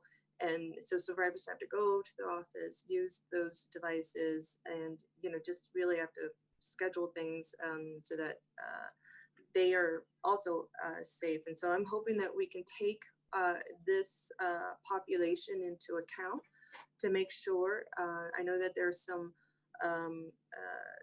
ability within the library numbers. I think there was about 3,000 maybe hotspots in some devices. And so I'm hoping that we can support this population and so that they are as safe as they can be and have a button to push or a text to send when the need, you know, when the time arises for that. And hopefully it's not too late. And I see you shaking your head, Kip, so. Yes, I just made a note to follow up in terms of the devices to provide the connectivity. So if you have any particular groups that you'd like us to be working with or coordinating with, I'll make sure that we connect those dots. The intent of those 3,000 devices is to go beyond the school population and provide exactly for the types of folks you're talking about, families that are for one reason or another vulnerable and need that connectivity as a lifeline, in this case, a literal one. So we'll see what we can do. The phone devices is not something that we have on tap, but that we can certainly work and see what other options are available through our existing digital inclusion contracts, which actually are supported on focused on supporting low-income families. So if you could help me out with a couple of the key organizations that you think we'd be best married up with, we'll connect those dots and see what we can do strategically and intentionally. We will connect you with everybody that was there last week, all the service providers. Absolutely. Thank you. And thank you. And the last piece was rental assistance. Now I know that Jackie, you're up almost at the end of this meeting, and I know that some of those services can be rendered through your proposals that you're going to share with us today. And so I'm it's not that I'm not too worried about that, but I know there's a path forward for it. And so I'll also connect with you offline, Jackie, about that. Last, you know, I also want to mention that there are some service providers who express concern about some of the reports that our police officers, as they responded to some of the incidents, were either being dismissive, not acknowledging some of the temporary restraining orders. And I think it's an issue that at this point, you know, it might have been a misunderstanding, or maybe it was dismissive. I don't know what it is. But what I do know is that these service providers are working with their survivors, and this is a matter of life and death for a lot of our families at this point. We have how many months in sheltered in place. I can't imagine the level of stress. If I'm stressed, I can't imagine having those dynamics play into whether it's financial stress or domestic violence or sexual assault. Those are all just mind-blowing for anybody. And so to experience them in these multiple in a multiple layered way, our families are just, I think, we need to really be responsive and make sure that we're going to soon find out that the child care that we have allotted, although I think it's, you know, I think it's wonderful, it's not going to be nearly enough. I don't know that there's of any real, I don't know that there's any school districts that are going to have in-person distance learning. And our children and our families need respite care, and they also need the opportunity to go back to work, to create some normalcy and generate some revenue for their families. And so I think that we need to revisit this area as you learn more through your conversations with the school districts, through the city school collaborative, and just as school begins, we're going to learn quite a lot about what our families have been going through. And I know for certain that there's nothing that we don't already know already, and that's that childcare is an absolute necessity for families to get back to work. There's just no way around it. So I want us to continue to talk about that, and please come back, Kip, with those kinds of reports so that we can really close the loop on the conversation. Will do. Thank you. So those were my questions. Those were my concerns. Like I said, I'm going to continue to elevate the concerns of our families, and we need to get ready for this this upcoming school year. And although this is not an area that pertains to us, the vitality of our city does pertain to us. And if our families aren't returning back to work and our children aren't thriving, that is a problem. And so we need to strategically address this, and so that we have a work plan in place to meet some desired objectives about what it is and how we are going to concretely work with our families and our children. Thank you. Thank you. Councilmember Foley? Thank you. I just have a couple of comments and then a question. Kip, I really appreciate the report. We haven't heard from you in a while, and it was really important for us to get an update, although I was not surprised to hear another 6 months, but when you do hear it put in those terms, it's daunting to know that the end is not in sight, but we know that. We get those reports daily from the news, and we know what's happening out there. I thank you for the report, particularly the piece about our employees and our concerns for all aspects of our employees' lives as staff members doing the good work that they're doing at the city, but also taking care of their own economics and, more importantly, their mental and physical health is really critical for them, actually for everyone in our city, but they're doing the work to help us get through this crisis. So I hope that you too and your team are all taking care of yourselves, because I feel you're working very long hours, and while we had July, I wouldn't say completely off, but the pandemic didn't rest, but our schedules were different because we didn't have council meetings to deal with. So I do thank you for all the work that you've done, and Dave for your team and all the effectiveness that they've been over time. I was the beneficiary of the very first virtual community meeting for one of our proposed developments in the city of San Jose. It was, we have a project coming in for assisted living on Almaden and Hillsdale, and the staff, I just wanted to say, handled that beautifully. We had the planning department there, Department of Transportation was there. The staff was professional, no technology concerns at all. There was just a small group of community members present, but their staff handled their comments professionally with respect, and addressed them as with an awareness of where the project really was and how it might impact the community. So it was a huge success. I think as we do more of these, more people will come, just because it's so much easier for them to Zoom in to a meeting from their home than to get in a car and drive to a community meeting. And I have a few big developments coming up in the next probably year, and we may still be in COVID when they start. Well, I know we will when we start unveiling one of them.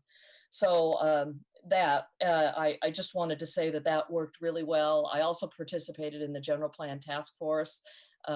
That's a little bit more like herding cats, because there's so many more of us with very varied opinions, but it still worked. Regarding food distribution, schools in session next week. I know at San Jose Unified and some of the other schools.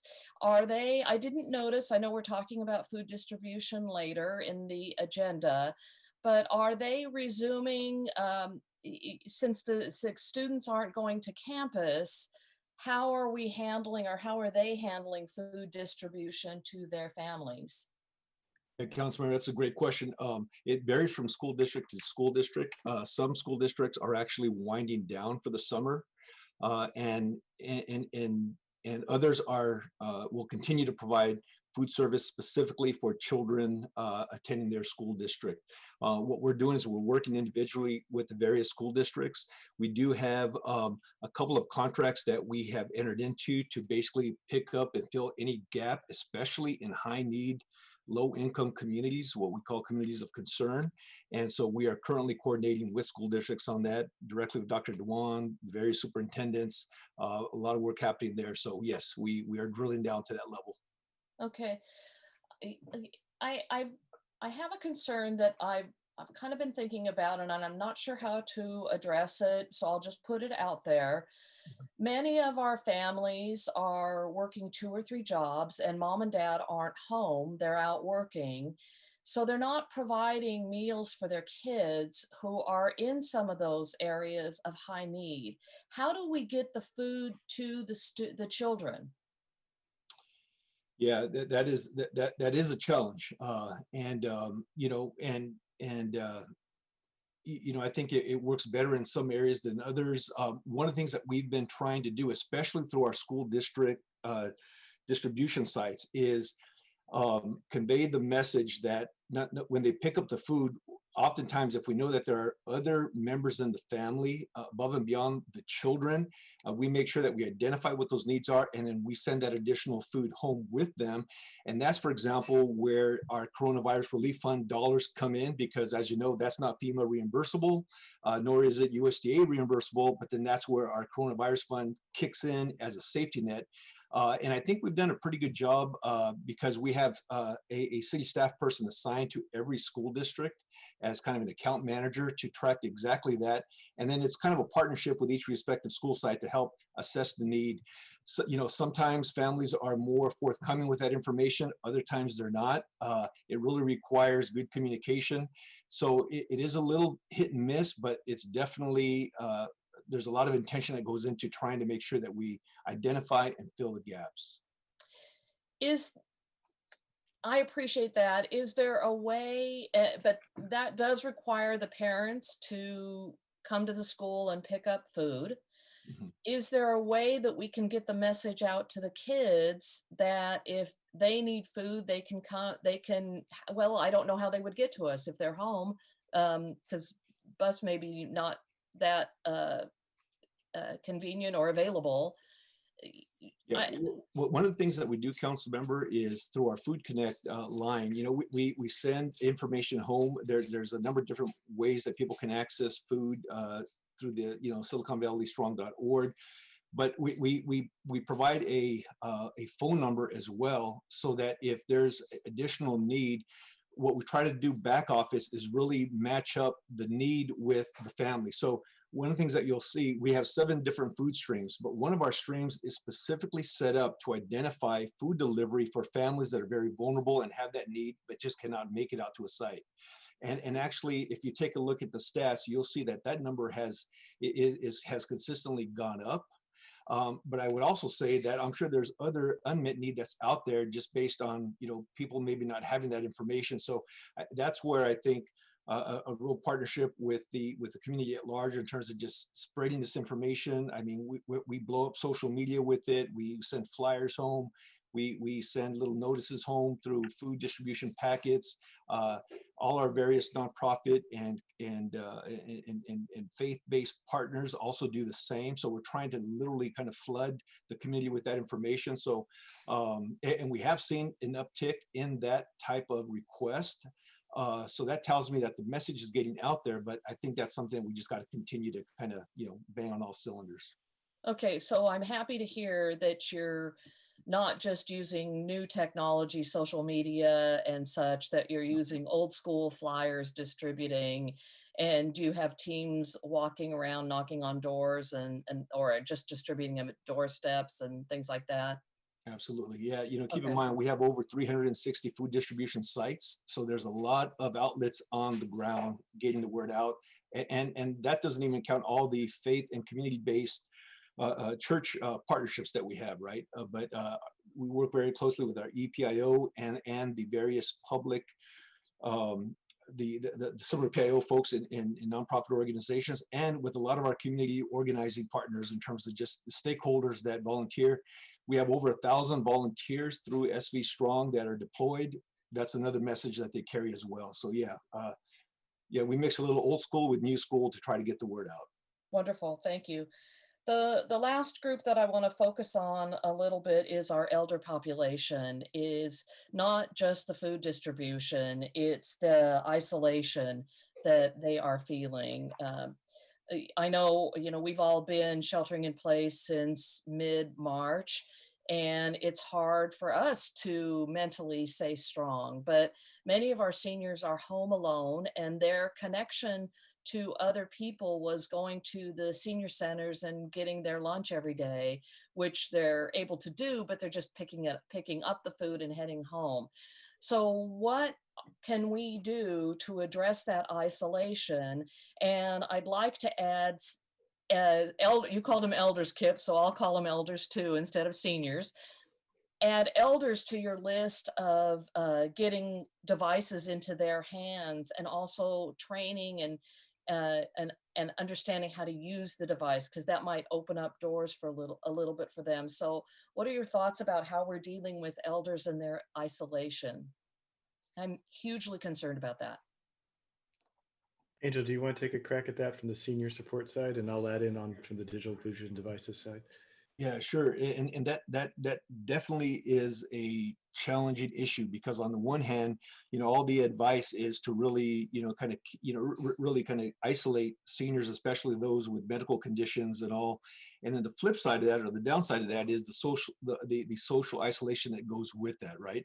So although this is not directly food related, what we have done is through our partners at Aging Services at the county, who have a whole unit aimed at senior services, and then we have our senior gerontology services as well through our recreation department through PRNS. We're working together to explore ways to better service this this population. Right now, easier said than done. At this point, our teams are working together to figure that out. One of the things that has emerged short term is, seniors are kind of even liking this Zoom format, and it's kind of like it's like the next best thing if you can't come into contact. And so what we're trying to do is find ways to facilitate, kind of these Zoom outreaches. But again, it's like, it's labor intensive. You got to kind of you got to have the right technology. And so right now, that's being worked out. But right now, more questions than answers, as you can imagine. But that's definitely a valid point on the radar. Thank you. And then on the digital inclusion side, just real quickly, I think that is one of the groups that we had in mind when we were thinking about the extra devices through the library. And our existing contracts around digital inclusion are focused at our elders and helping them walk through the steps to use a device. Obviously, we've had to change the way we're doing that, but our targets are the same. So I'll sync back up, take that as an action item, sync back up and make sure that we've got intentionality and are connecting in with our senior program folks around both the programming that Angel talks about, and then also the device connectivity and support. Wonderful. I really appreciate it. There are so many populations that are at risk. And when I mentioned our elder population, it certainly isn't to diminish the needs of the greater needs of many other of our populations in San Jose, particularly the areas of East San Jose and the 3 zip codes that are deeply affected by coronavirus. It's another population that we need to be concerned with about how they are doing physically and mentally. And if you I do actually have some ideas. My team and I have been working on this. So I'd love to maybe have a Zoom meeting with you and talk about ways that we're thinking about that are low tech, but also high tech. So maybe we can have a little conversation about ways that we can reach out to our seniors and get them more active and involved. With that, thank you very much. We'd love that. Thank you. Thank you. And forgive me, I know I wasn't here for the presentation on 3.1 due to personal matter. Oh, I'm sorry, Councilmember Perales, you have your hand up, please. Thank you, Mayor. Wanted to add on to what Councilmember Foley was just saying, but in regards to our community members with developmental disabilities, and I know that the day centers have not been a resource as they would for them as well, and a lot of these individuals are isolated, much like our seniors, and maybe even more so, have more challenges in getting around, staying connected, and wanted to see one if staff had any update on our therapeutic services center, Grace, in the Northside Community Center, and then how, if staff knows how we might be able to assist with some of the other community members that are and have not been able to go to their day centers. And if staff doesn't have a response today, if that's something you can provide a response for in the weeks to come. Yeah, Councilmember, we'll get back to you on that. We'll reach out to staff, and I do know that PRNS specifically with respect to Grace and all recreation is gearing up for fall programming. So we will get that info and report back. Okay. Yeah, I appreciate that. And in regards to the presentation, and my colleagues asked a lot of really good questions, is thank you for the continued update, and to all of our city staff for the support you've been providing. I try to, when I can now on Tuesdays, as if you've seen by my background, come into the office because the connectivity is way better, and just completed the sort of assessment that staff has asked us to complete, recognizing that I am significantly under-resourced at home with my Wi-Fi capabilities, considering both my wife and I working from home, competing. We're fortunate our son yet is not on the computer, and that he's not going to school, but another competition, as some of my colleagues have mentioned. And so it's just been a challenge, but we're fortunate. We're fortunate, as my community member, Paul Soto, pointed out, to even be here, to have jobs, to be continuing to work, to do so remotely, even if we do have challenges at time with connectivity. And we are in positions to be able to support those that are less fortunate, those that have lost their jobs, those that indeed are food insecure, as we have discussed today, and to continue to improve on those. And like what we talked about just now, whether it's those that have been left behind, like our seniors, like those with developmental disabilities, and specifically those that have been disproportionately impacted, like those in our Latino community. And so the work that we are doing is ever more important. I think we all sort of recognize now, as we've talked about today, that this is going to carry on in this similar fashion for quite some time. And so we need to be able to continue to improve on how we're serving our residents, especially those that end up being directly impacted by the pandemic itself, whether it's being infected or being exposed within their household and needing to shelter in place or quarantine, to all the other effects that we're seeing, challenges with our small businesses. And so I do appreciate staff's support, and look forward to continue to support our community. Thanks. Thank you. I want to thank everyone for the good comments. I'm sorry I missed the presentation 3.1 due to a personal commitment, but it sounds as though Kip did a lot of level setting of expectations about just how long we're in for this, and appreciate that, because we are going to have to find a way through this new normal and make it a better normal, and appreciate everything the team is trying to do right now. Kip, at one point, we were distributing about 2.8 million meals a week through a network of nonprofits and schools and many other partners, churches. Maybe there's a question for Angel. I'm not sure where the number is now, but we're now in a world where we've gone about a week without unemployment assistance. The supplementary federal assistance has run out.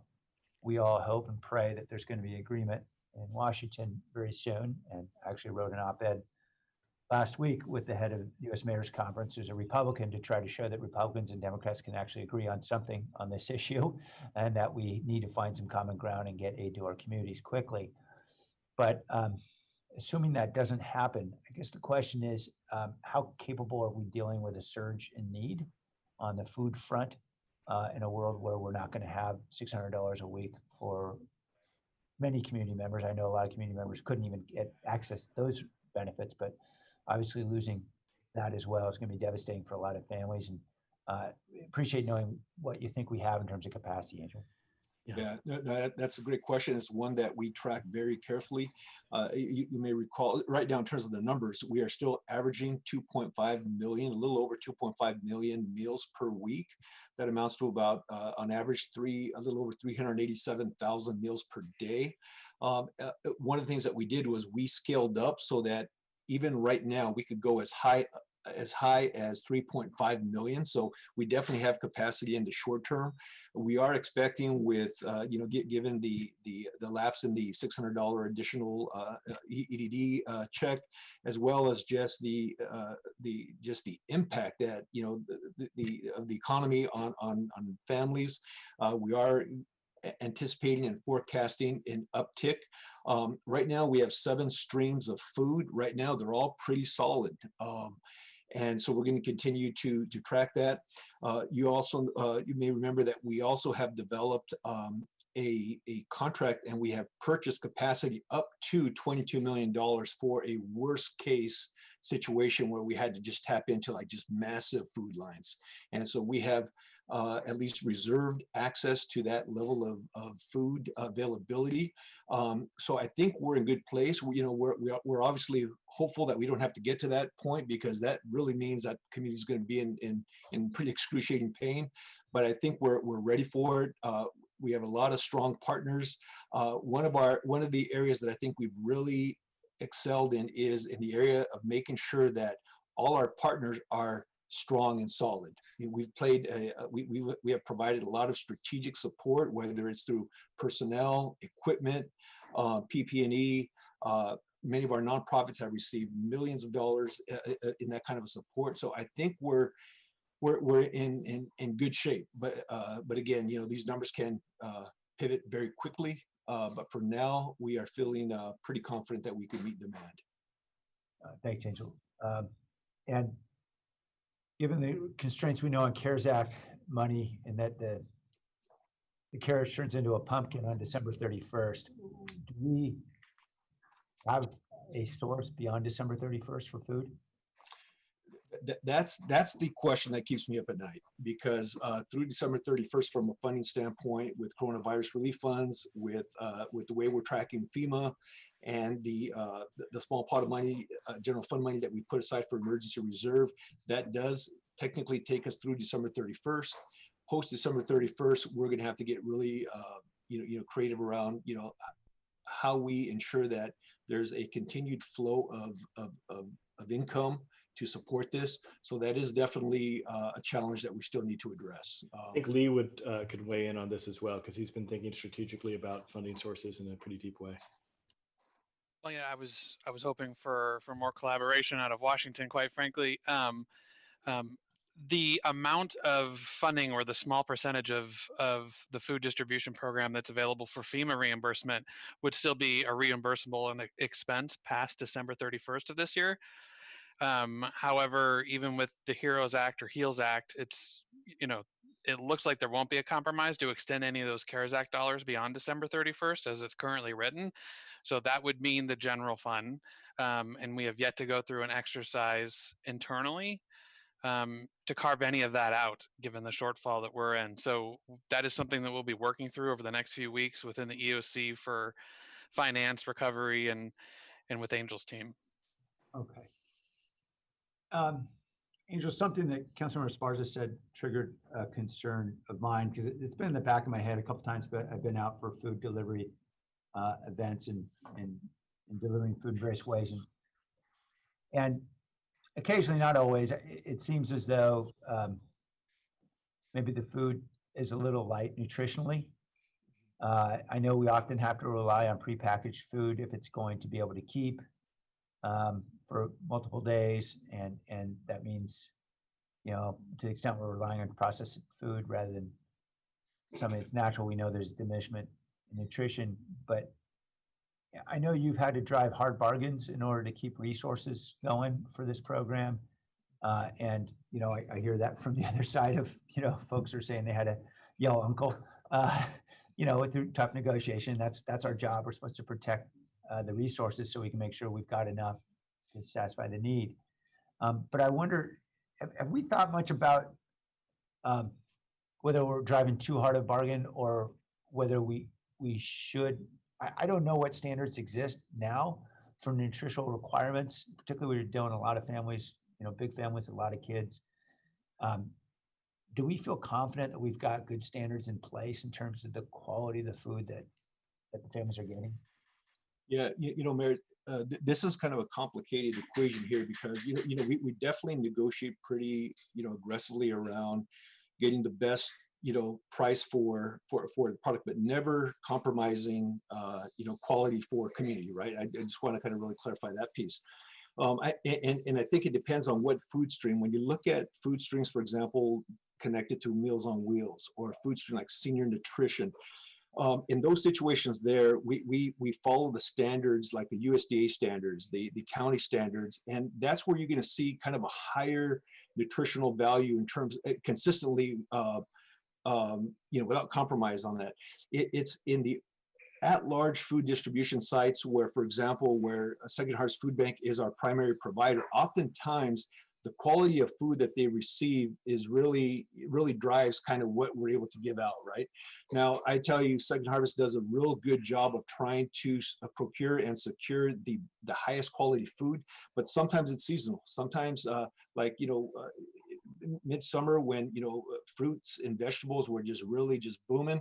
I mean, we were giving out some really good stuff. And then we also saw when the kind of the season started to end, and then we started to see kind of a dip in that quality. So some of it is seasonal, but we are aware of it. You know, one of the things that we've done internally is we want to make sure that we, you know, that this is not just about kind of it's not like a grocery giveaway, you know, as much as it is, you know, food that is of nutritional value that is going to nourish, you know, the bodies of people in need.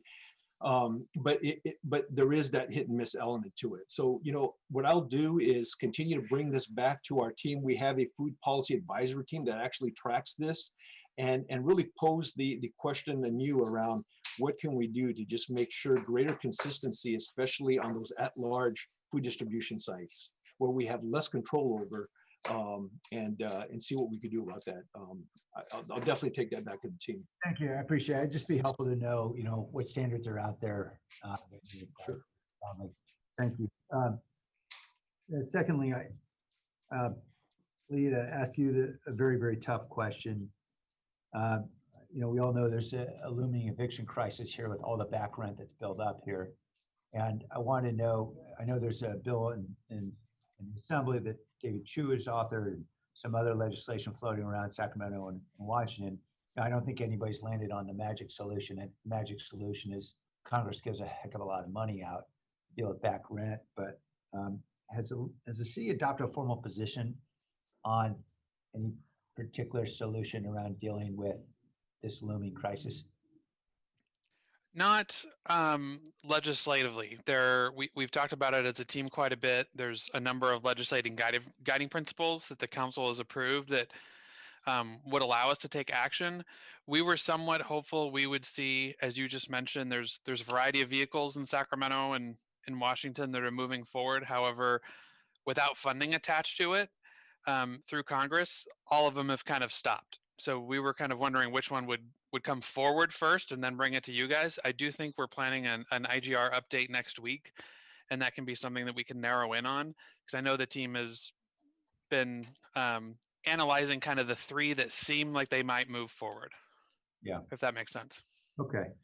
But that's definitely something that the team has paid close attention to over the summer. Okay. And then Jackie, are you still with us? Jackie, thanks. Yes. Jackie, you've been asked this in various ways today and in past weeks. So I'm sorry to ask this again, but I just want to try to ask it as simply as possible to try to make sure I understand fully. Someone contracts COVID and they, like so many of our families, live in overcrowded housing. You know, it's the rule more than the exception in many parts of our city. Can they have any confidence that there will be a motel room or somewhere for them to go? Yes, and I think the disconnect might be happening is there's multiple points of entry into the system, correct, in terms of how people might be getting tested. And so if the person is going to a county site that the county's operating, they are always asked when they are told they are COVID-19 positive if they have a safe place to isolate. And so it suddenly occurred to me there are other sites where people are getting tested. And so maybe there's some sort of disconnect because it's not everybody's providing the results through the county. I'm not sure. So that's the follow-up question that we're really going to dive into when we meet, which is to ensure who's actually communicating to people when they're positive. Is it always one source given all these different testing potentials? And is it always verbally? Do they always make sure they have a verbal connection? What happens when there's potential language issues? Right. So I appreciate that. And certainly the communication is a critical step A. And then step B is there actually a room in the inn? Is there? There absolutely is. They're about ready to acquire another lease on another motel site. So it has not been because they have had a lack of rooms. So in terms of our communications with the community, it should be, there are resources. There are resources, yes. You isolate from your family, we have a place. Yes, and they are actually beginning to have a campaign in order to let people know in multiple languages that there's rooms available. Do we tell them to go 211 or SoCalValleyStrong.org? There's a specific number where they triage everyone and they get them into housing. Okay, so that's on the county website? It is, and I can send it out. We may have it on the Silicon Valley Strong website, but if not, I want to make sure it's on there. Yes, I will check to make sure it is. Okay, great. Yeah, just let me know. We can follow. Mayor, and if it helps, I can read it right now if anybody wants it on the record. That's a good thing. It's 408-278-6420. Great. Thank you. 408-278-6420. Thank you. Thank you. All right. Thank you. Thank you very much, Jackie. Thanks for clarifying all that. Okay. Any final questions? Not, we'll move on. Thanks to everyone in the team, the Emergency Operations Center, who's also doing the work of the city on the outside of the Emergency Operations Center. We know you're all carrying a heavy load. Thank you. Next up is the consent calendar. Are there, oh, I'm sorry, forgive me. Dave, did you have anything more on your report? No, Mayor, that's the complete report. Okay, great, thanks. The consent calendar, are there any items the council would like to pull? It's recommended that 2.8 be pulled from consent, which requires 4/5 of the council members present.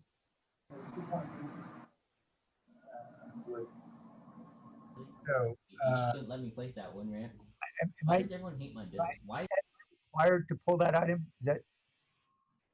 Mayor, 2.8 needs to be pulled because under the state code, you're required to have, and I've never heard of this, but a 4/5 vote because the streets that you are approving is less than 40 feet, which is what the standard is, but you can do less than, but it requires a vote of 4/5 of the legislative body.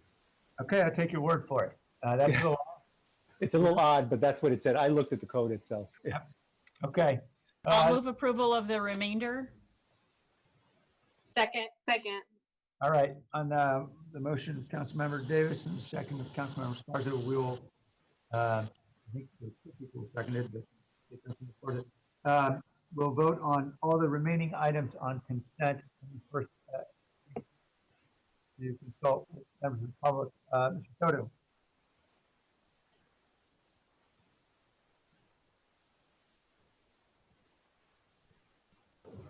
Yes, and this is on the consent calendar?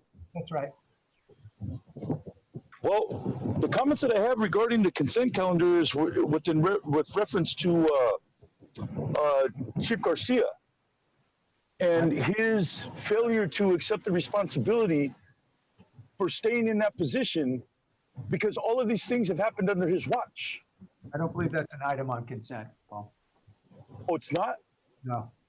Okay, well then my bad. Then I'll wait till my turn then when it comes to that time. Thank you, Mayor Liccardo. Okay. I believe Mr. Beekman also has hand up. Yeah, hi. Thank you. There are many, many items of previous council minutes and agendas and committee agendas, items that are being approved today. And when you do that, that usually means you have a theme that you're working on. And I think the theme, one of the themes, is that you'll be doing a lot of pavement work and a lot of Vision Zero work and a lot of placing of cables, underground cables, along with the pavement, and Vision Zero surveillance and the 5G surveillance, and you want to get that all in order. You know, just a reminder, just really consider good open practices with the community to talk about these things. Sylvia Arenas, Council President Arenas said earlier, there needs to be more input from the public on these COVID matters. And she's, you know, she's a seasoned veteran about how community politics works and what a community giving is about. So, you know, what can be those connections for the community? How can you help create, you know, the feeling that, you know, people can ask about 5G being placed in their neighborhoods? We talked about this, you know, before the summer break. I hope we can continue these efforts and invite the community along to partake. And cool, I got 40 seconds. I'm not sure if the mayor and Lee Wilcox, towards the end there, had a final conversation about the idea of housing and what to do about tenants and owners issues and how to talk to Sacramento and the federal government in the next coming year. If it was what I heard correctly, their language was really, really uncomfortable. I mean, tenants and owners, I mean, are like dogs and cats fighting each other. And the mayor, you used words, Mayor, that exacerbated and made their situation worse. Talk about the good that's possible right now. Ash Collier is working on incredibly good work. Talk in those terms, please, Mayor. Thank you. All right, thank you very much. Returning to the consent calendar. I don't believe we need a roll call vote on this. So I'll ask all in favor, say aye. Aye. Aye. Aye. Anyone opposed to consent calendar passing? Okay, then we'll just go to the remaining item, which is item 2.8. Is there any comments or motion? So moved. Second. Second. All right. Motion from Vice Mayor. Mr. Soto?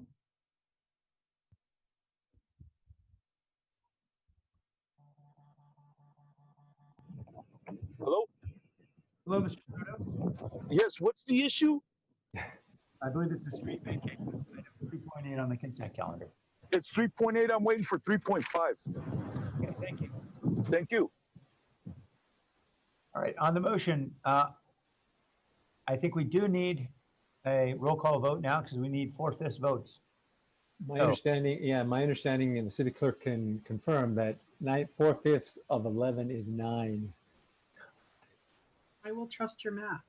Well, Jimenez, Yes. Perales, Aye. Yep, Aye. Roscoe, Yes. Davis, Aye. Esparza, Yes. Arenas, Yes. Foley, Aye. Camus, Yes. Jones, Aye. Liccardo. Aye. Thank you.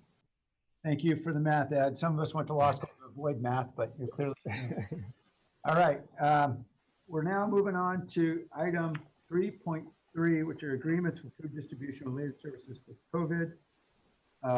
And I believe Councilmember Perales is indicating he wants to recuse himself from part B. Is that right, Councilmember?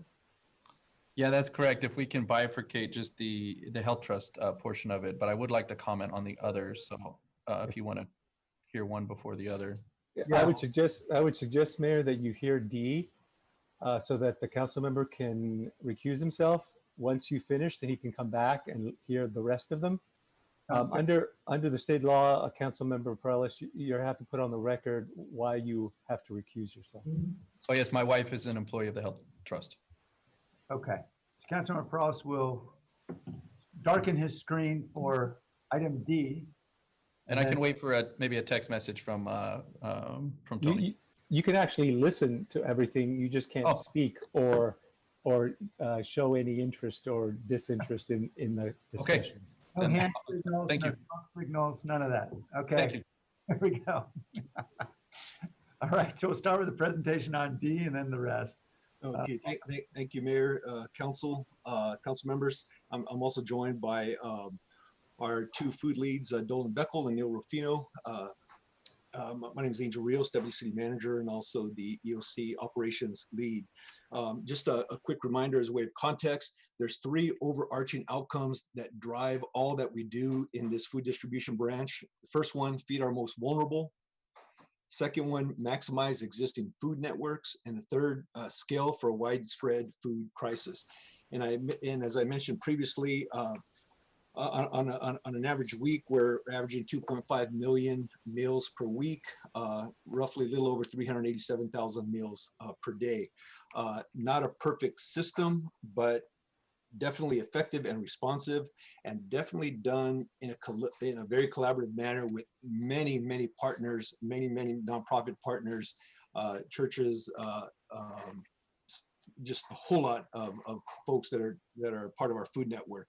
The recommendation that you have before you here is a recommendation to authorize the city manager to negotiate and execute food distribution agreements.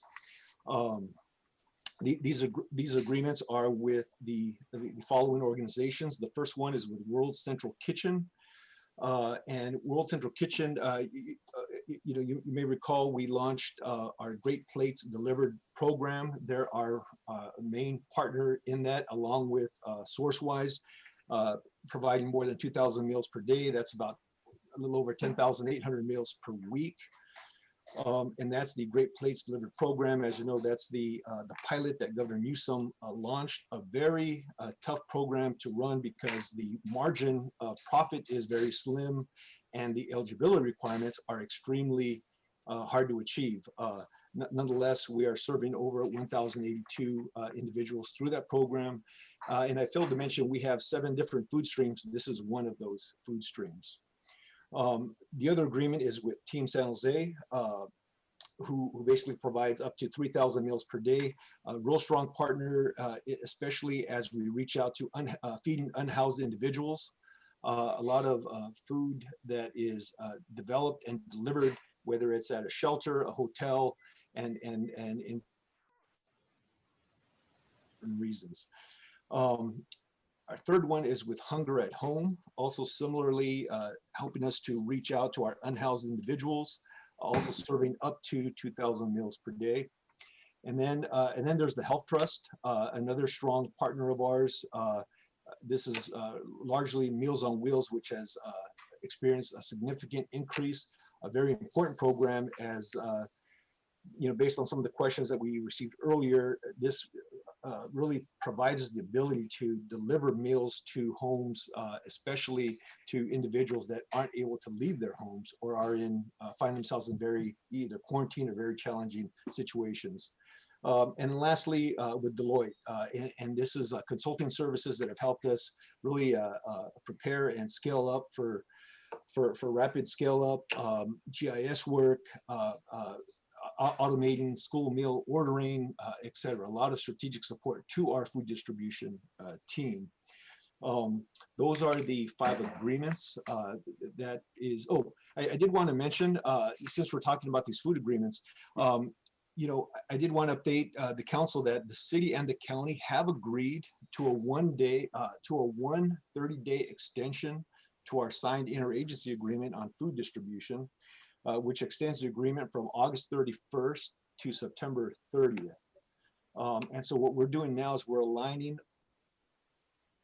competitive bids for food distribution in order to comply with state and federal reimbursement guidelines and all our existing food agreements and amendments. We're aligning those with that date. That we expect that to be the only extension that we provide. So after September 30th, the city will only have food distribution agreements to serve within the city of San Jose. So with that, that ends the presentation, and we're here to answer any questions you may have. Thank you. Mayor, I would suggest that you have the questions for item D, and then that way you could take a vote, and then the council member could come back and have discussions on the rest. Sounds good. We'll first go to the public. Councilmember Beekman. I'm sorry, Councilmember. How about Mr. Beekman? Thank you. Hello, thank you. I don't quite know what item D is, so hopefully I'll just speak. Doesn't matter. Okay, thank you. I'll speak to the overall issues of food distribution. And, you know, thank you for the efforts. Thank you that Doyle Beckel is working on this. It really gives me a lot of comfort that he's devoted so much time to do this work. And I wanted to thank, you know, David Sykes' report, city manager's report this morning. He spoke of a lot of people who are working on procurement and distribution. And I thought the food distribution was a part of that. And they also mentioned federal procurement, and there was a lot of Vietnamese names on there. And I felt that was really interesting within city government. And I wanted to note that at this time, and hope that we can all work for a better Zoom app, for a more clear Zoom app in the future. And finally, I just wanted to say, you know, with all, you know, we need these services so much, and people are really hurting. And I just really need to stress that the language to talk about these issues, you know, there's a certain professionalism, and council people want to use, and the mayor, they want to use their professional business-like tone and voices to discuss these matters.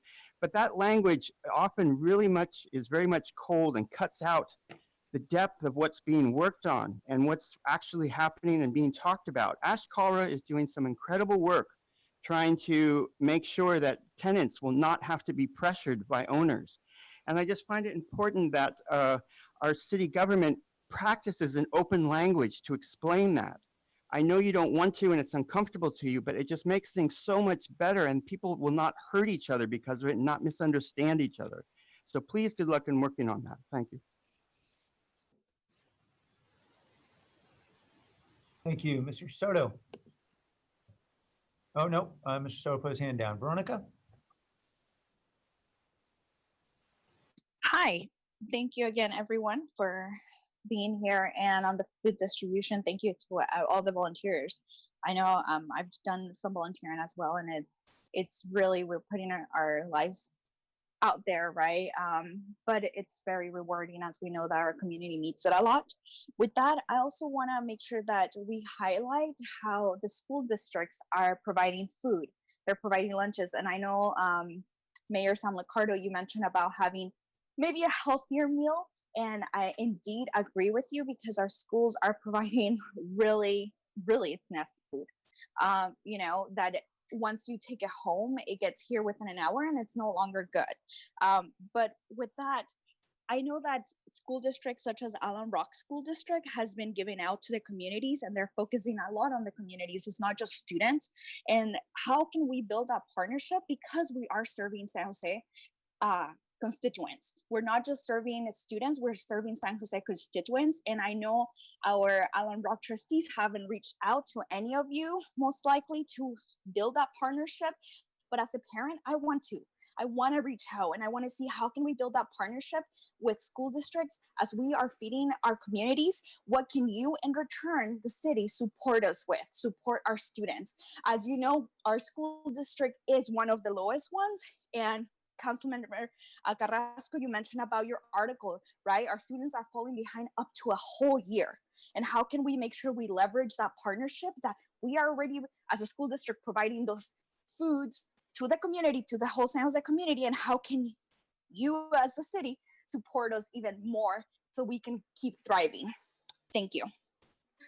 Thank you. The person who's registered as JT, welcome. Thank you. Just an idea. You all have connections at VTA. Seems like VTA would be a natural thought for delivery. And then another idea, maybe you could also do some kind of box of food type option. Thank you. Thank you. Mr. Soto? Thank you, Mayor, for bringing me back around. Cesar Chavez, when he was speaking about the injustices that Mexicans have experienced as campesinos, one of the issues that he brought up is that we could feed the world, but these are the very people that are going most hungry. I mean, and really think about that. And I really want to thank Blair Binkman for what he just said earlier in terms of language, that the language has to be much more direct because it's in this cold, sterile, sophisticated language that the humanity gets lost. And not just the humanity of the people that are being impacted by this system, but also your own very humanity, your humanity, because you're not allowing yourself to develop language that has a compassionate tone. You want to keep it real sterile and above board and not be too emotionally invested and involved, but yet you're talking about human suffering at the same time and something as basic as hunger. You know, so that I really appreciate what Blair had to say with respect to that, because anytime I'm speaking, you know I'm coming from the heart. I'm coming from the Cora, because that's where I experience it, because the blood of injustice lives in my body. And so I guarantee you, when these are the same very people that are suffering the most are the same very people that cook your food in your restaurants in Willow Glen, because I know some of them.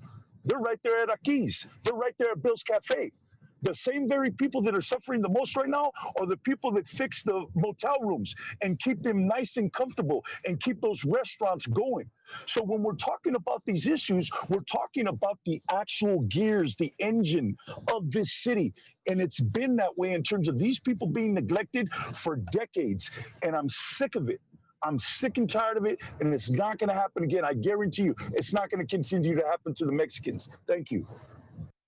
Thank you. Coming back to council, first, any discussion specifically on the health trust and item D, so we can have our colleague return to us?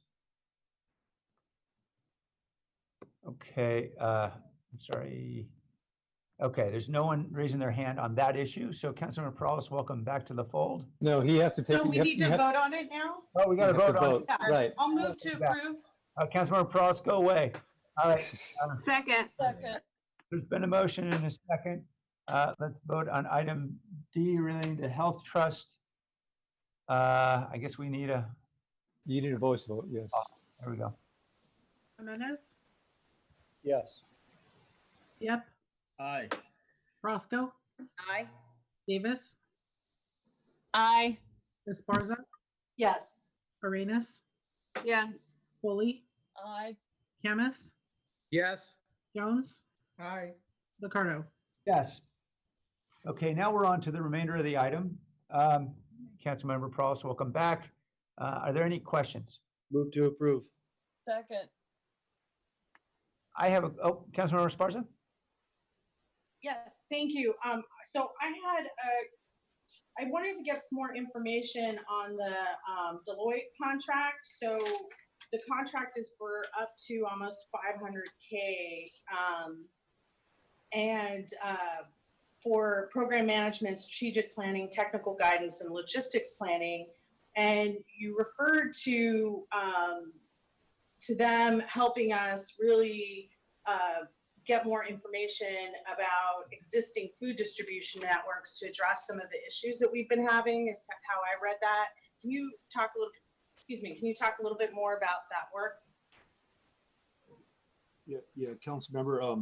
So so I view kind of the services that we receive from Deloitte as more strategic support. So for example, as we're standing up and ramping up food distribution, coordinating with our various partners, we're identifying ways to streamline, maximize efficiency, trying to, even do the very things that we got questions about today in terms of evaluating the quality and condition of food, the responsiveness, the timeliness. Is hot food, warm enough? And so with these consulting services, they've helped us develop systems, protocols, utilize technology, geomaps where necessary, heat maps, to basically facilitate that work. And that's part of kind of the whole strategy around just making sure that we're here as a city to support this multifaceted delivery network, as I mentioned, that consisting of 7 different food streams. And so strategic support is basically what I would if I had to kind of summarize it into 2 words. And does this include, for example, the mapping work that was done to collect all of that across different food streams throughout the county? Yes, if you recall early on, one of the things that we were trying to get a good handle on is not just the city of San Jose, but countywide food distribution and gaps. And so we basically, in partnership with Second Harvest Food Bank, took their GIS modeling, and then we added to it the other 6 food streams in terms of senior nutrition, food, schools, church-based, homelessness outreach. And then we were able to kind of, between the support we were getting from Deloitte, as well as internal city staff that we had that had skill sets in this area, put them together to generate a map, which right now, if you were to go on to siliconvalleystrong.org, you can literally go online, plug in your zip code, and it'll direct you to all the available food distribution sites closest to your location. So yes, it's that type of work. Dolan, did you have anything to add to that? So Councilmember Esparza, so this is Dolan Beckel, normally the Director of Civic Innovation, currently the co-lead of the Emergency Operations Center Food Distribution Branch. So there are two questions. One is regarding what you read in the memo. Deloitte is helping several other cities, especially large cities on the East Coast, in their recovery. So we were able to leverage some of that information, and that was actually provided to us on a promotional basis. Specific to what Angel mentioned, obviously some of the freefood.com was not but done by Deloitte, but done by our own staff and some of the mayor's staff. But we did want to ground truth the gaps and surpluses we were seeing in food distribution. So Deloitte helped us in this area by partnering with Silicon Valley Council of Nonprofits. We developed a survey. We linked it to the GIS data, and we were able to send out to over 1,500 community organizations a list of very simple questions about food and necessity surplus and gaps. And that helped us quite a bit understand what was the overall picture of food insecurity, and were there certain regions where we needed to focus more because there were some gaps there, and certain regions where we had surpluses that maybe we needed to reallocate the mix. Thank you. And so the contract is from March 29th through June 20th. And so one of the things I'm interested in is setting, because I know the individual organizations have it, but how do we have a standard for nutrition, particularly, during the worst of COVID? And we have to remember COVID isn't over. We're all sort of preparing for this winter to have a surge potentially, right? Another surge. And so during the worst of COVID, and even for some families in my district, this is the only food they get. If they're school age or they happen to live near a school, they're also able to benefit from the Revolution Foods contracts. But have we developed our own standard around nutrition and how to evaluate that? What does that look like? Yeah, so that's part of what we're going to be working with the county and our community-based partners on. I mean, there are certain standards like the USDA that has actual nutritional standards, because there's food insecurity, then there's nutrition insecurity, and there actually can be 2 different things. And the county is starting to work on their view of a regional food distribution program. So a lot of the work, all the work that Deloitte did, including us document everything the city is doing now, has been provided to the county. That's one of the reasons they asked for a 30-day extension, is they realize how much work we've done around food insecurity and food distribution, and they needed more time to figure out what their plan is. So to answer your question, yes, we will address that as we address it with the county. Robert Menakaki and the Social Services Agency as the county is the primary team we're going to be working with as we move forward. Thank you. No, I think that's really important. Again, as we prepare for future surges, the school districts have been tremendous partners to us, and hopefully that will continue and grow. But I believe we need some redundancies in the system, because what I've seen out in the community is some streams are stretched pretty far to the point where I think they're an issue. So that's great. Thank you. I had one more question around the World Central Kitchen, the Great Plates program. I'm not sure who can answer that question, but I know, how many restaurants are participating in that program at this point? So we have 8 activated restaurants. We forecasted that we were going to activate up to 10. We have activated 8 up until now. Okay.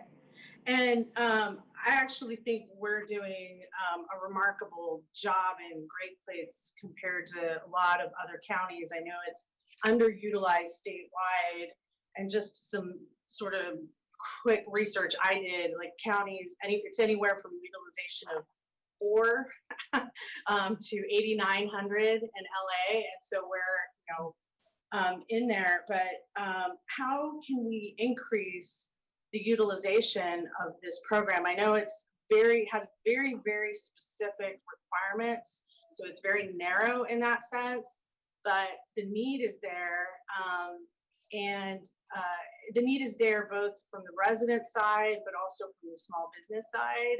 Is there a way that we can grow this program? Yeah, this is a real challenge, because, if you just start with kind of 2 factors. One is, if you look at it from a restaurant perspective, the profit margin, given the reimbursement rate, which is $22 per meal, up to 3 meals over the course of a day, and that includes the development of the food and the distribution of the food. So you can tell from a profit margin, there's not a real big threshold there. And then from the intake perspective, the eligibility criteria is really challenging, because you have to basically be 600% of the federal poverty guideline, and you have to be living alone and or with one other eligible participant that also qualifies. And on top of that, you cannot be receiving any other senior services or any other government services. So that takes this universe from this to like real small, right? So we've been able to identify 1,082 individuals. There was actually close to 1,400, but what we also found is, working with these different participants, we found that there were alternative programs that were better suited for them, that in the long run were going to help them more, right? CalFresh, senior nutrition programs, other things. And so that's been very difficult. There was an article that came out recently, had some of, I think, the figures wrong, because what we had anticipated is serving upwards of 30,000 meals, not 30,000 people. Right now we're serving 30,000 per week, that is. And right now we're about 10,800 meals per week, right? Given those constraints. So World Central Kitchen is our lead organization. SourceWise is our intake folks. These folks have direct access to the universe of seniors that fit this criteria. And then back office, we administer the program. And so it's been very challenging. And one other thing I want to add is that this started off as a pilot with kind of a 60-day time frame, and then it's been renewed on a monthly basis, like literally a couple of days before, right? And so those of us that understand kind of the whole intake process, that's very challenging, right? Because you don't know if you're intaking somebody for a program that may not be here in 3 days, right? And so that's some of the feedback that we have also provided back to Cal OES. yeah, another data point, there are only 36 of these programs statewide, and I think there's a reason for that. It's very tough. It was also kind of a reference made to kind of what we're doing here versus what San Francisco's doing and what San Mateo's doing. People have developed different models. In our situation here, we're really trying to ensure that we're able to operate this program from a fiscally responsible perspective. Other cities have, like in the case of San Francisco, for example, they have a dignity fund in the amount of about $23 million as a backstop. So in the event that there's a federal clawback or due to the eligibility criteria or ineligibility, well, they can always kind of use that 23 million pot of money as a backstop, for folks. As you know, here we have 7 different food streams, right? So that is not our only one. In fact, it's probably our smallest food stream of all of them. But it's definitely tough. Nonetheless, to answer the gist of your question, we're still asking SourceWise to continue to vet and find more vulnerable seniors that fit this criteria, because as we see it, there's 1,082 that had fallen through the cracks that are now getting food. Yeah, exactly. Now we know who they are. So great. Well, thank you. Thanks for that. Thank you. Councilmember Perales? Yeah, thank you. I had similar actually concerns. So I just think that, for me, thank you for the explanation on the Deloitte contract. I was concerned about that and sort of what the ongoing benefit may be. And then additionally, as I think that the news sort of highlighted what looked like deficiencies, right, in our contract with the Great Plates Delivered program, in the number of businesses that benefited from that, and the number of individuals, the independent or the unique residents that benefited from those. And certainly, I echo what Councilmember Esparza was saying. There's a lot of obviously a need in the community, both from businesses and from our community members. And considering how substantial that contract is, I think we want to be able to take advantage of that. And so I just appreciate the focus there. It was concerning to see the news article in regards to, I think how maybe how less we sort of performed in regards to being able to spread, right, the love with that program.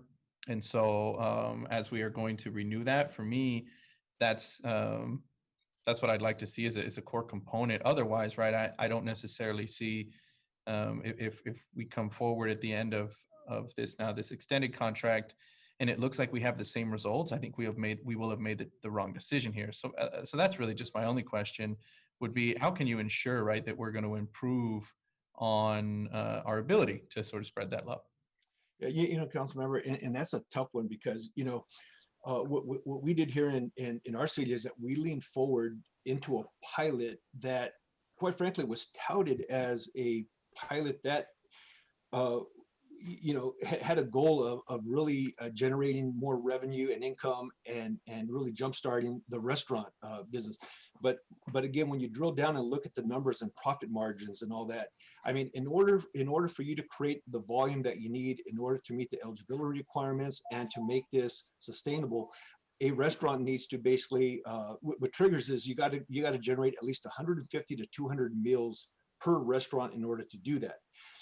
But again, if you're constrained by on the front end intake, who you could let into the program, because if it was as simple as just like seniors over 65 that had a need or were medically vulnerable, no problem, hands down, we could generate all kinds of business, activate all kinds of restaurants.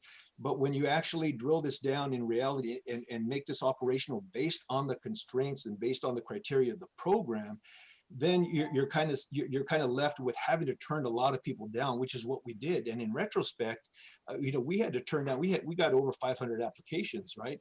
But it would have been irresponsible for us to say, hey, okay, let's bring on 200 restaurants, and knowing that we would have this massive clawback because we administered the program poorly. Then we would be having a different discussion around not really administering a program the right way. So lessons learned for us, yes, we did take a chance, we did lean forward. And the way we kind of see it is, we identified 1,082 participants that previously slipped through the cracks, and I would count that as success. And then secondly, we also have the peace of mind knowing that this isn't our only food stream. There are some cities where they have one or two different food streams, and that's their COVID response to hunger in their city. We have 7, of which this is one, and of which this is probably the smallest one. In retrospect, I mean, if we had to do this all over again, I would rethink this, right? Because hindsight is 20/20, but I think it sent a bad message. And then, quite frankly, I had to send out emails to people telling restaurants that we couldn't bring them on board. And, we kind of set them up. We kind of lifted their expectations and kind of set them up for failure. And so that is not good for them. Now, having said that, I do think we need to take a look at some type of strategy working with our restaurant a community, because number one, they're definitely hurting. They also employ the very family members that are impacted. So, we do look forward to looking at alternative approaches to addressing this issue. I just don't think Great Plates Delivered is the avenue to deliver on that, though.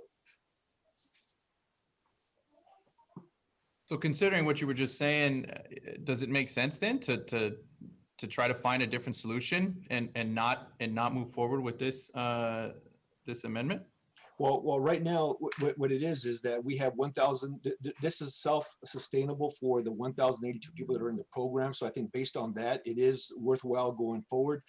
Right now, the last extension, which was just granted a few days ago, takes us through August 9th. And then that should basically either end the program unless it's, I'm sorry, I believe it's September 10th. And after that, we're hearing that may be the end of the program. But for those 1,082, the model, we've made it work for them. So with that in mind, I would recommend that we do continue to, so that we're able to continue to serve them. And in the meantime, we're working with SourceWise, just anticipating the ending of this program, to make sure that these individuals get transferred into either Meals on Wheels or one of our other service providers, because we definitely have identified them as needing food. So I don't know if that made sense, but. Oh, it did. I appreciate that. And thank you for the explanation. That's all my questions. Angel and Councilmember Perales, I think it's worth mentioning, this is our highest reimbursed program of any program we have. So between FEMA and Cal OES, they're reimbursing 96.25% of the costs. So I think from a fiscal perspective, in terms of the business case and the value of the contract, 96.25% of this is reimbursable. So I think that's another financial reason why we'd want to continue this program through its logical course. That's helpful. Yeah, thank you. That was all my questions. Thank you, Councilmember Rennes. Thank you, Mayor. So I heard that all of the contracts, and I see on the memo that most of them are ending in September, or that extension is up to September. The second option would take us to September. Can you go over why specifically September, if we heard earlier during the COVID update that we're in this for another 6 months?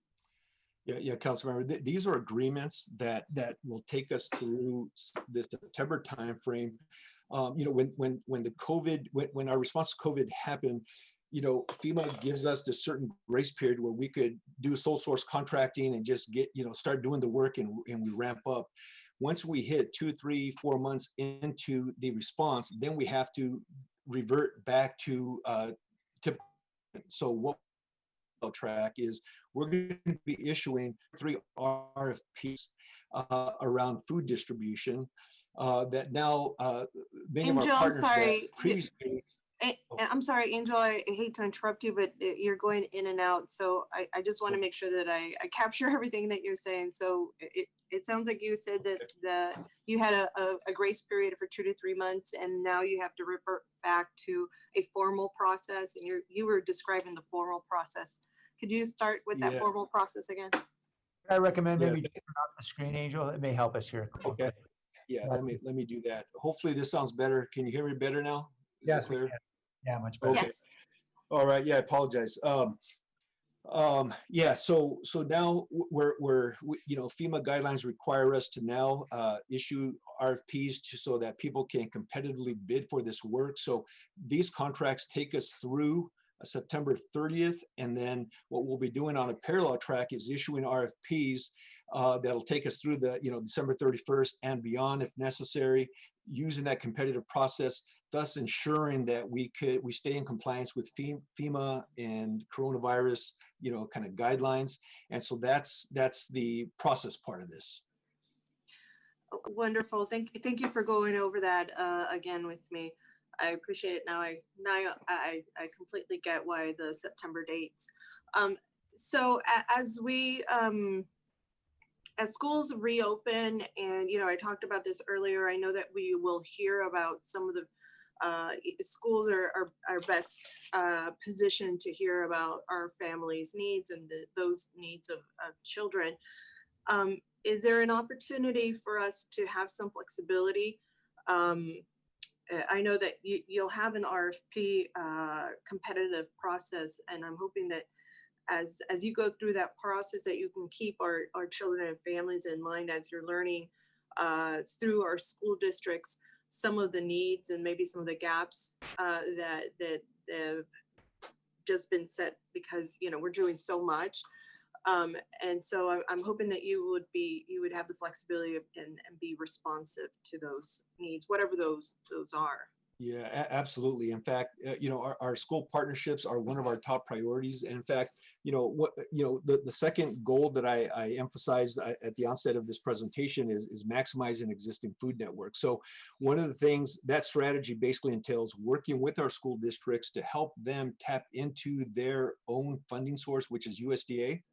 Making sure that that's maximized, making sure that we, to the extent possible, also help school districts advocate for kind of the loosening of some of those rules because some of them can be very stringent.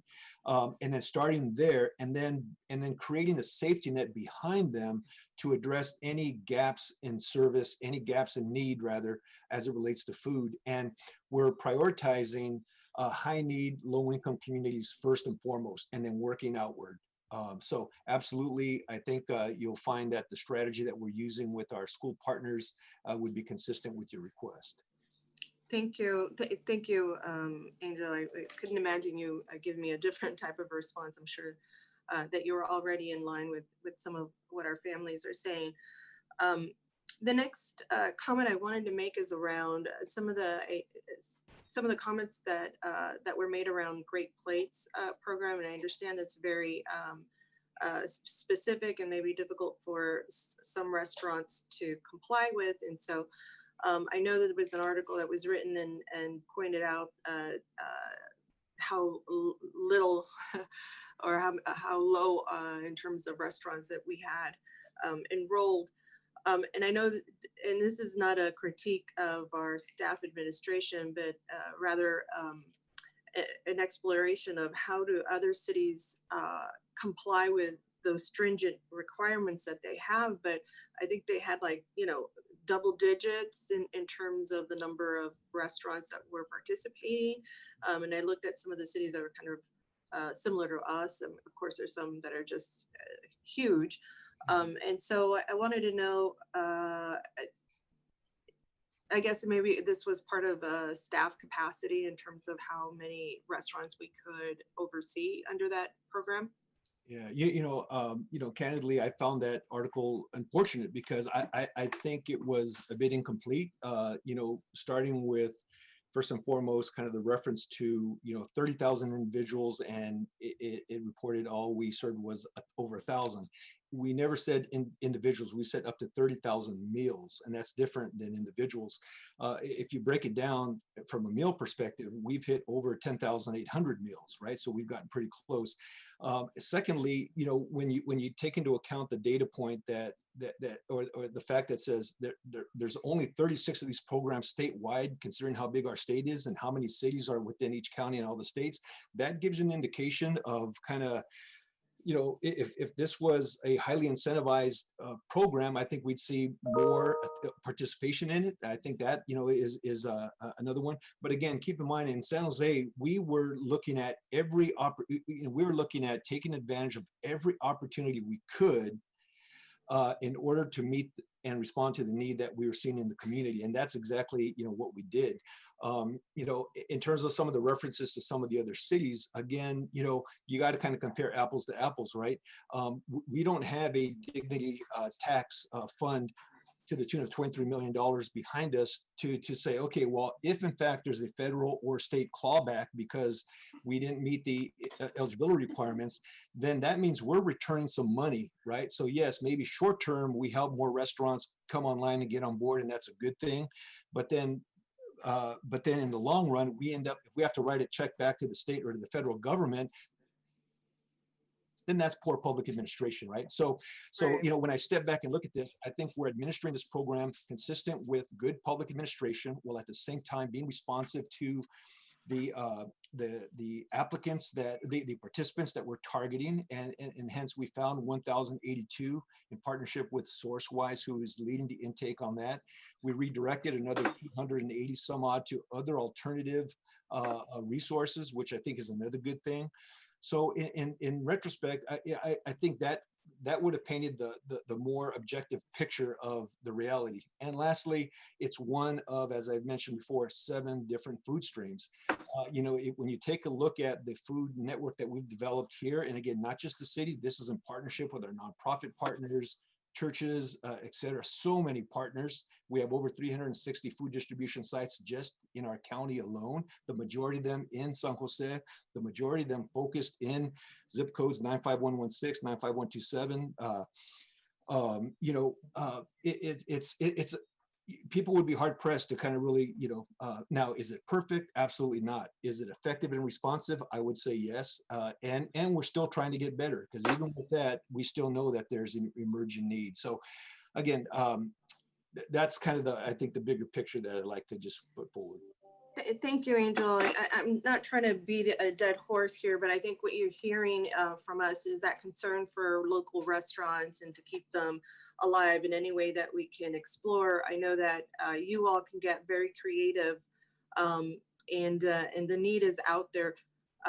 What I'm seeing, or kind of reinventing or reinvention of some of the street vendors is, you know, of course, a lot of street taco kind of food with permits, I'm not sure.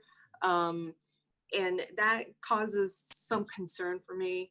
I would love to see us move in a direction where we're providing more direct support for some of these folks who, you know, are you know, throwing their hat into the restaurant business. I mean, even if it's a short-term plan, but legitimizing those businesses and supporting them so that they could create their own revenue. And so I think there's the spirit of entrepreneurship on our streets. We're seeing it. And I think we need to tap into what we're seeing so that we can support folks. And then also just keep those who patronize those businesses healthy. Yeah. And that they continue to thrive. Those businesses continue to thrive. So I think it's, you know, this is what you hear from us. I don't know it's necessarily a critique on Great Plates or certainly not staff administration, but I think it's, you know, just a need. At least I'll speak for myself. It's just a need to see more integration of our local and really micro small businesses and having them have just really concrete support. Because those businesses are unfolding before us. You know, they're reinventing themselves, and we need to be there to provide support. Yes, I couldn't agree more. And in fact, we have you heard earlier during the 3.1 report out, and I believe there's a report coming next week. regarding community and economic recovery. And I feel very strongly that we do need to support and encourage business development, especially restaurants, for two reasons. Obviously, it's a good economic engine, and then at the same time, this is where these are places where families and community members work, right? So there's a twofer there, right? And we do need to kind of crack the nut from a financing standpoint, because we also can't ignore the FEMA guidelines and all the, so we almost have to kind of separate it from any kind of bureaucratic guidelines that really hinders or delimits, kind of our ability to get real creative. But I couldn't agree more. We definitely need to partner with our restaurant community, and I think there's some opportunities there. And so we definitely are open to that. Okay, well, wonderful. I look forward to hearing that update next week. The last question that I have is for Hunger at Home, and I know they're coordinating typically with unhoused community, and I think the contraction of COVID among our unhoused community is relatively low at this point, and I think that shows all of the support that I think we've and our staff has rolled out for our unhoused community, and so I'm really happy to see that. How do we once we learn about, and this goes back to some of the questions that Councilmember Carrasco was making about those who contract COVID and now need to isolate, how can those folks, or do those folks get this food referral so that they can have either meals delivered or somehow have access to food, because obviously they can't cook in the room that they're in. Hopefully if they get a motel voucher, how are we accommodating that circumstance with our food? Yeah, absolutely. In fact, our two primary food partners are Team San Jose and Hunger at Home with respect to that specific area. And whether the referral comes from the county, from a hospital, from somebody reaching out to us saying, hey, this is our situation, or from homeless advocates, what we've done is we've identified ways to identify who needs food, and actually, and I really want to highlight this piece. Oftentimes these referrals come with specialized food requirements. So this is not just kind of, you get to eat what we give you. No, this is, doctor's orders based on their current medical condition, whether it's diabetes or heart or whatever else. There's a certain menu. Those requests now are put in directly to Hunger at Home and Team San Jose, and customized meal plans are actually made for our unhoused populations and then delivered to them in a safe manner, right? That is pretty significant. I mean, I think that's the epitome of compassion in action, right? And the staff takes that very seriously. And I really think that this is one of the elements that has also helped and assisted with having such a low COVID infection rate amongst our unhoused population. But that's the way that works, council member. And so again, big hats off to Hunger at Home and Team San Jose for having the flexibility to work with us on that, because that means they're not just mass cooking, they're customizing meals for our residents. That's wonderful to hear. So thank you for answering that portion of my question. How about for those folks who go through, one of the sites that are set up, they then later learn a couple of days or whatever time's worth that they have contracted COVID? How do they get a referral, an automatic referral into our food system, so that way we are sure that they're not out there looking for food, that they are isolating themselves, especially those who might not have family members to rely on or friends? Yeah, we basically take a case management approach.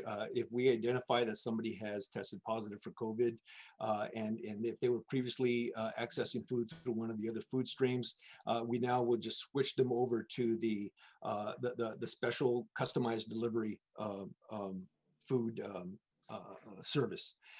So you handle the referral in customized meal plans, but there isn't an automatic referral that happens from the county, or from the county alerting us, hey, there's them feeding us referrals in. Yeah, no, there actually is. So we can get referrals from the county. We can also get referrals from any of our other pre-existing food sites. So I'd mentioned in one of my responses earlier that we actually have what we call account managers that are assigned to nonprofits and food distribution sites. And part of their function is one, to make sure that food delivery is done seamlessly and coordinated well, that delivery times are met, those kinds of things. They also assess, whether or not there's an increase, decrease in number of food need and that kind of thing, as well as the identification of, family X or person, so-and-so has been infected. So now we need to kind of switch them off this and sign them up for our unhoused food delivery or customized food delivery. If it's somebody who is quarantined in a home and they're elderly, those referrals usually go to the health trust. If it's somebody who is unhoused and living in an encampment or living in a hotel, motel, or one of our temporary shelters, that food goes there. So it's very customized and personalized, very labor intensive, but and it's a little old schoolish, combined with some new technology stuff, hence kind of going back to the Deloitte, contract. But it's kind of a mix of both of those to respond to the need. Great. Thank you for your thorough answer on that. I appreciate it. Those are my questions. Thank you. Thank you. Angel, I know that the governor's office was very active in the creation of the Great Plates Deliver program. And just for the benefit of us providing good feedback, because I'm on the phone with their team at least once, sometimes twice a week, what would you advise we tell them to make this a more implementable program at a local level? Yeah, really two things kind of at the high level. On the one end is really relaxing the eligibility requirements. I mean, you literally, especially in Silicon Valley, to meet that requirement of being that impoverished and also honestly saying, I'm not tapping into any other help. It's just next to it's next to impossible, right? So relaxing the eligibility requirements would be first and foremost. Secondly, on the back end is creating a pot of money that is not directly tied to reimbursement that would incentivize the involvement of restaurants. We need to increase the profit margin for restaurants if in fact it's going to generate business on the restaurant side. Right now, again, when you kind of do the numbers back of the envelope, when you factor in reimbursement of $22 per meal up to 3 meals a day, and that includes delivery, and that includes food preparation, and and all the other costs associated with doing this out of a restaurant, very small profit margin. Now, of course, some would argue that's better than nothing. But again, when you look at it from a business perspective over the long run, we need to better incentivize our restaurant community in order to engage them appropriately. Those would be my two off the top. And Dolan, Neil, I don't know if you want to add anything. Dolan here. So I think the third thing, Mayor, and I really appreciate the question, is we need this program to run longer than 4 weeks at a time. Yes. Right? We're getting approvals 4 weeks at a time, and to be good stewards of the community, we have to start telling these people and transitioning them to different programs at the beginning of week 4. So really, we run a 2-week program. We ramp it down in week 4. Cal OES tells us the day before it's supposed to end that it's been extended because the federal government won't agree to it until the day before, historically. And then we ramp it back up, and then we operate it for 2 weeks. So it's what we need is a longer runway I think that'll get more participants engaged. I think it'll give us the opportunity to make more improvements to the program, and give us 90 days and give us more than 1 day notice of whether the program is going to be extended or canceled. And Mayor, this is Neil Rufino, Assistant Director of Park and Rec, co-lead for the food distribution. Also, we are also right in the middle of a customer service survey with the Great Plates Delivered customers right now. So it was put out on Friday and Monday, and so we're collecting that data, and we'll be able to get what their recommendations are in terms of improvements of the program. And we can get that up to your office and the team in the next week or so. Okay, thank you. Appreciate that. I was taking notes as you all were talking, so that's helpful. And just to understand better, in terms of the profit margin for restaurants, Doyle, I mean, I recall they were pretty excited about the fact that they convinced FEMA to reimburse at $22 a meal, as if the reimbursements were much lower typically. Yeah, I think what we're seeing, Mayor, is it's kind of the volume. You need a certain volume of, it's volume. So either you have a profit margin or you have volume. Yeah.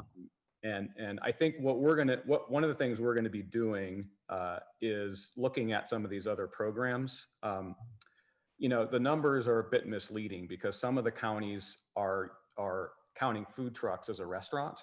So that starts to skew the number. So we're going to be looking at how this is implemented in other counties and take those best practices. But it's the margin is the profit margin is okay. It's World Central Kitchens being a nonprofit that's kind of led by a chef Jose Andres.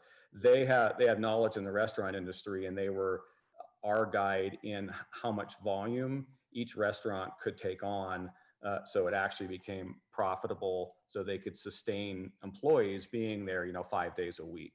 Right. So I think it's a combination of either volume or margin. Amongst itself, the reimbursement rate of $22 a meal is okay. It's the volume we have to give each restaurant to make sure that they're making money. I'm sure you've considered this already, but is this just more a solution for like congregate residential settings, for example, where delivery costs per person are dramatically reduced? It just sounds like with delivery, that's what kills us. Is that right? I think it's really ultimately the program would be more successful if we could actually just qualify more people. Yeah. From a delivery perspective, right now, it is more individuals at the door. There's nothing preventing us from expanding our business model to deliver in bulk to congregate locations. And we'd have to obviously complement Meals on Wheels and other programs like that. It's really the fact that this is a narrow to the door, narrow eligibility program that keeps us from getting out to more participants in the community. And recipients have to attest that they're not receiving any other benefit. Yeah, they can't even be on CalFresh, right? They can't be on any state or federal. So the rules basically are, they can't be any more than 600% of the poverty level, which means if a single household makes more than 74,000 or a dual income household makes more than 100,000, they don't qualify. They don't qualify as a participant if they're on any other program like Meals on Wheels or CalFresh. They have to testify that they can't go out and get meals and they can't prepare meals on their own. And so the eligibility requirements is fairly, as Angel said, makes it fairly constraining. And so one of the reasons we need to do a deep dive into some of the other counties is counties that are half our size have qualified twice as many people. And that we need to investigate that more because that just doesn't quite make sense. Thank you. And then my understanding that the estimate that we initially set was not 30,000 people we would serve, but Angel, was it 1,000? Is that what you said? Yeah, well, what we had forecasted working with SourceWise is we identified that there was upwards of need for 30,000 meals, and so what we came in at was 1,080, well, a little over 1,000 people, and right now we're averaging over 10,800 meals per week. But what we had originally identified in terms of need, based on that criteria, that first run, that first filter that SourceWise applied, was, there should be capacity for upwards of 30,000 meals. And then again, when you start the intake process, that's when you start losing folks, right? Because to the extent that they're already, if they pick up a bag of food from Second Harvest Food Bank, or they're part of CalFresh, or and in fact, oftentimes we would encourage people to sign up for CalFresh as a better alternative because long-term it's going to be better for them, right? Or for Meals on Wheels or one of the other programs. So yeah, I do say, what was really incentivizing for us initially was the high level of reimbursement, right? I mean, the city, we're only 6.25% on the hook. The rest is being reimbursed 75% for FEMA, about roughly 19% the Cal OES state. So that part of the equation was actually very incentivizing, and one of the reasons why we decided to lean forward. And again, I still, even with that, even with those numbers and even with those challenges, I still take my head off to the state for being creative, because they did get creative, and the goal was really to try to activate more restaurant business. So I think the intent was definitely there. I think if we tweak the program in a way to kind of loosen the constraints on the front end, incentivize on the fiscal side for restaurants on the back end, ensure better volume, this could actually be a pretty promising strategy more long term. Yeah. Okay. Thank you. I'll pass all that along. That's really helpful feedback. And then finally, on the Deloitte contract, can you just give me a sense? That was about 3 months. Roughly, how many FTEs, or do you have any sense about how many people were actually involved for Deloitte? Just Angel, I'm sorry, Mayor, I can get back to you on that. I would say approximately there was 7 FTEs helping us, and there was kind of a peak in the beginning, and then we ramped them down. There was a peak in the beginning because on March 18th, I was facing potentially having 20,000 COVID-19 positive people isolating and having to deliver food to the door.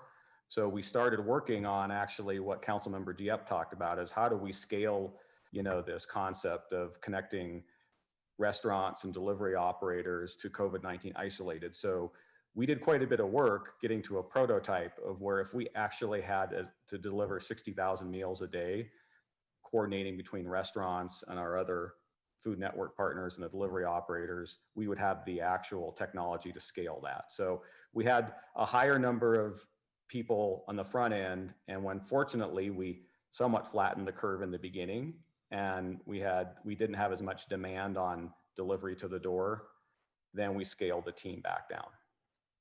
thanks, Tom. All right. Thank you, everyone. Appreciate all your hard work on this. There is a motion. Tony, let's vote.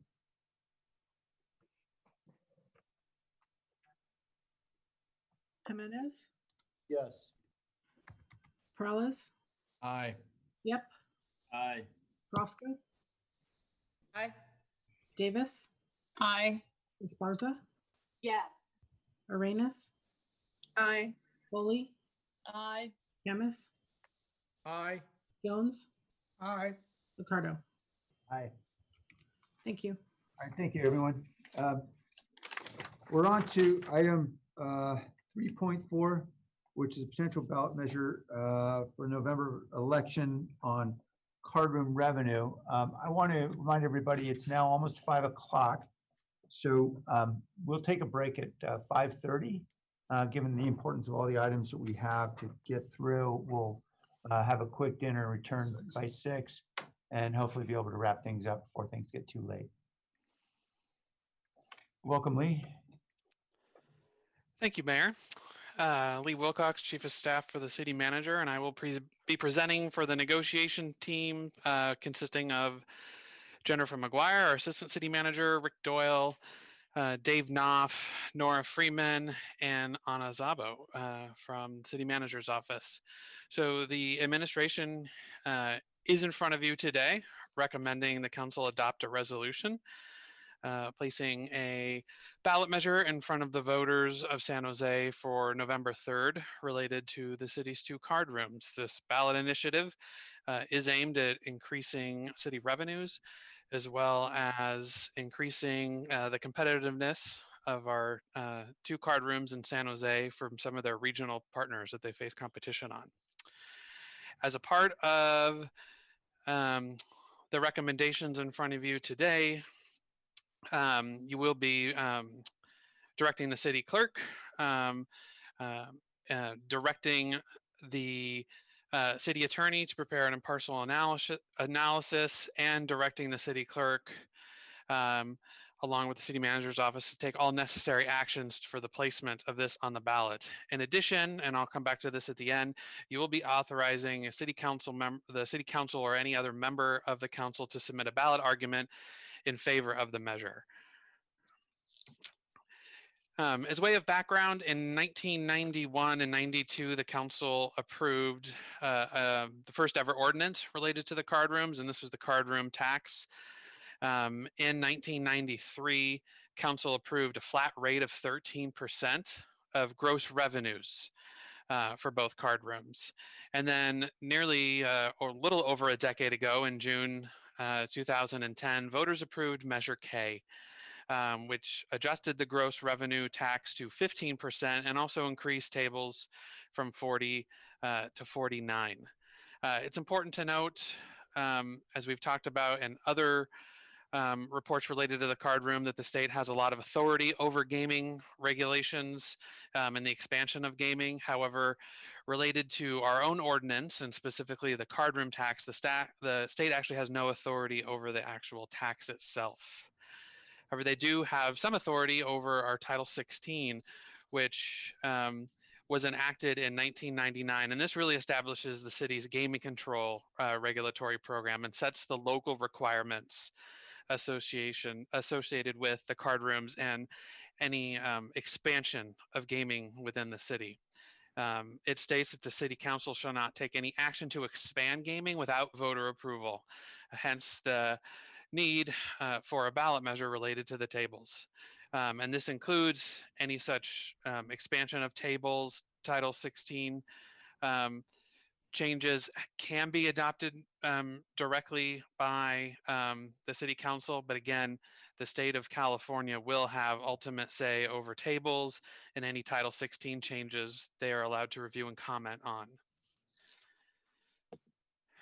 In 2018, council directed the administration to analyze and develop recommendations to extend the 15% card room tax to third-party proposition player services.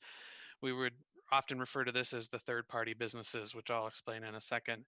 And also engage the two card rooms on any alternative approaches that they saw fit to meet the city's need. The administration over that period of time met with both card rooms on a potential ballot measure for that November 6, 2018 ballot, and that included an increase in their own tax, an increase in the number of tables, as well as extending the existing card room tax to those third parties. Ultimately, after several meetings, the administration recommended that the city defer placing a ballot measure on the 2018 ballot and direct us and the city attorney to work with both card rooms on a possible March 3rd, 2020 ballot. And if you'll recall, the city deferred action on a March 3rd ballot initiative related to this so that we could move forward with Measure E at the time.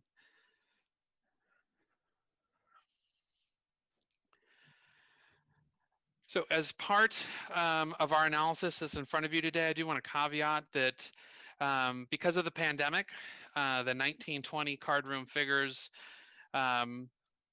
related because of COVID-19 are somewhat skewed. We were on track for 18.9, but due to them both being shut, the new estimates for this year is roughly 13.5 million. So for the purposes of estimating future revenue, for the actual ballot initiative, as well as for our own analysis, we're using the actuals from the and the final actuals from 1819, which was 18.9 million, and we've based our analysis off of those figures. So the administration is recommending that we increase the card room tax rate by 1.5%, raising it to 16.5. And also increasing the total number of tables in card rooms in the city by 30, or 15 each. Both of these actions together generate roughly $11 million, and both would take effect January 1 of 2021. In addition to those recommendations, the administration does recommend extending the tax to the third parties. same way we do for the card rooms on their gross receipts. And just as a reminder, a third party business is a separate business entity in which is under contract with and operates in a licensed card room and is essentially a bank. Under state law, the city of San Jose does not allow card rooms to serve as banks. Typically, as you've seen movies or you see Las Vegas style gaming where the house is the actual casino itself, that is not necessarily the case, or is not the case for our own 2 card rooms. The only businesses that have that ability in the state of California are tribal casinos. So the administration does recommend extending this to the third parties in a tiered approach. So for third party proposition player businesses with revenues up to 25 million, the rate would be 5%. For businesses for between $25 million and $1 to 30 would be 7.5%, and anything over 30 million would be 10%. So as an example, if a third-party proposition player business revenue, gross revenues are $28 million for the year, the entire $28 million is taxed at the 7.5% rate, thus owing the city $2.1 million. This approach raises $4 million, bringing the total of this ballot initiative estimate at $15 million of net new revenue to the city. It should be noted that the administration does plan in the next few weeks to bring forward proposed Title 16 changes to the City Council for your consideration.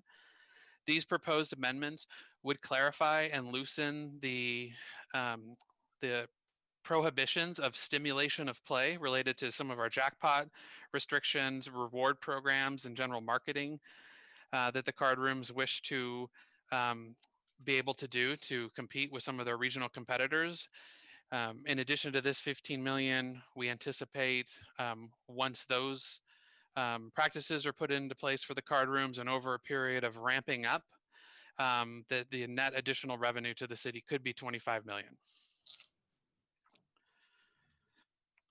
So lastly, before any questions, just to summarize the resolution, we do recommend you pass a resolution today authorizing us to submit to the Santa Clara County Registrar of Voters by the end of the week this ballot initiative. The administration also recommends publishing a synopsis in the proposed measure in the Mercury News instead of printing the full text in the sample ballot. And this is consistent with past measures that the city has done over the past few years.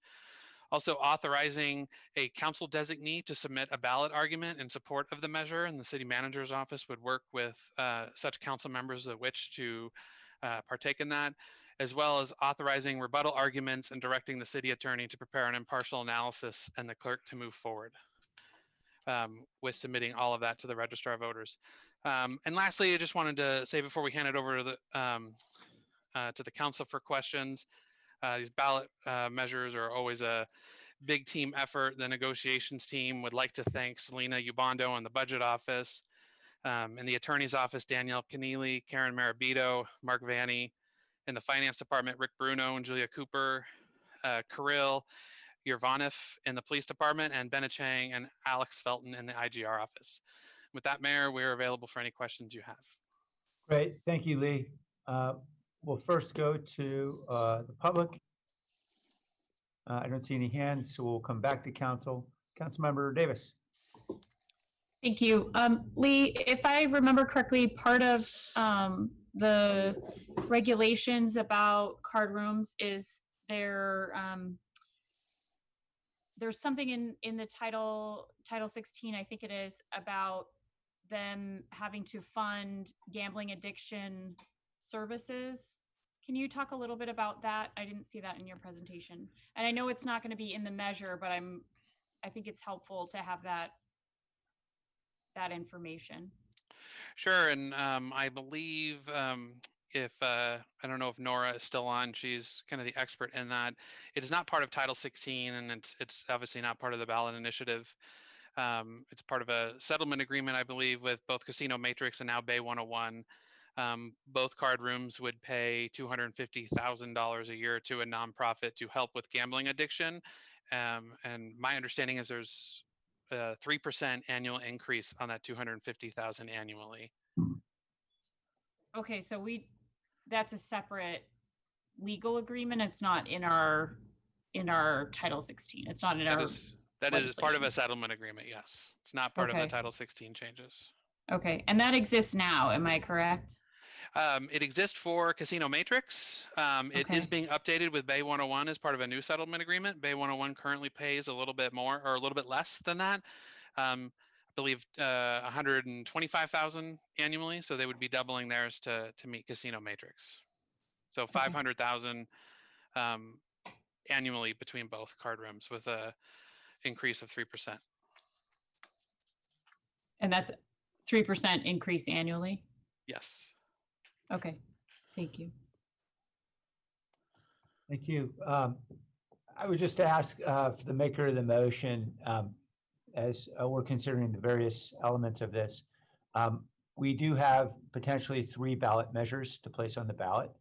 And I think that as we see the renewed memo that we saw last week from Tony, there is a cost with additional bells and whistles. And specifically, I believe it's a $50,000 cost if we want to add rebuttal arguments. And just to be really clear, without rebuttal arguments, there are still 4 arguments that every voter will see, that is pro and con, and then the response to the pro and the response to the con. And the question is whether the voters will now see 6 arguments rather than 4 arguments. And I would argue that given the number of measures we're putting on and the challenges we have with our budget, and I am quite confident that voters are probably zoning out by the time they've reached the 5th or 6th argument, that 4 will be sufficient. So I just want to encourage my colleagues to think about on all these measures. I certainly have not seen any correlation between having rebuttal arguments or not and the success of the measure. Of course, if you include rebuttal, it means the other side gets rebuttal too. I'm not sure it really makes any difference. So I just wanted to offer that as we think about how we're putting these in front of the voters. Councilmember Esparza. Thank you, Mayor. I wanted to, I didn't see a lot in here about the police department's position on this. So I wanted to give them an opportunity to address whether they support this measure or not and what the impact to the police department would be by the addition of the tables, the extra tables. Thank you, Councilmember Dave Knopf, Assistant Chief. Yeah, we're supportive of it. I think, for the card rooms to be successful in our community and generate revenues for the city, they have to be able to compete with the surrounding card rooms that they compete with. I think any measure to bring additional monies into the city, especially at this time, is a plus. And we don't see any additional impacts to the PD as far as calls for service with the addition of the tables. Thank you.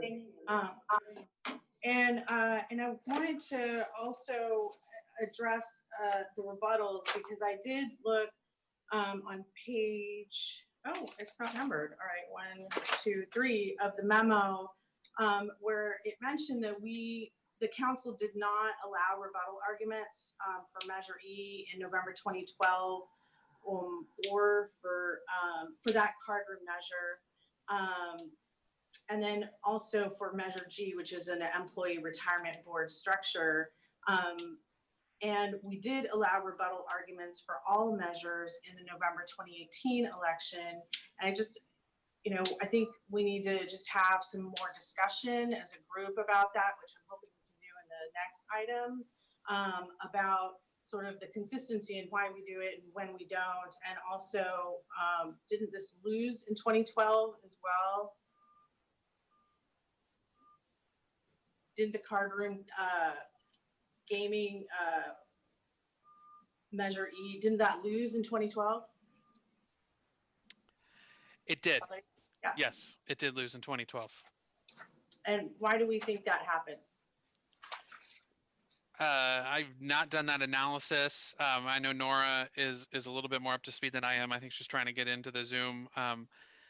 my understanding of that was it also went through an initiative process. The council was not fully supportive of the measure, and it went through a different process versus this is something that's been negotiated directly with the city and the 2 card rooms, but I could be mistaken. Would ask Nora to correct me if I'm wrong.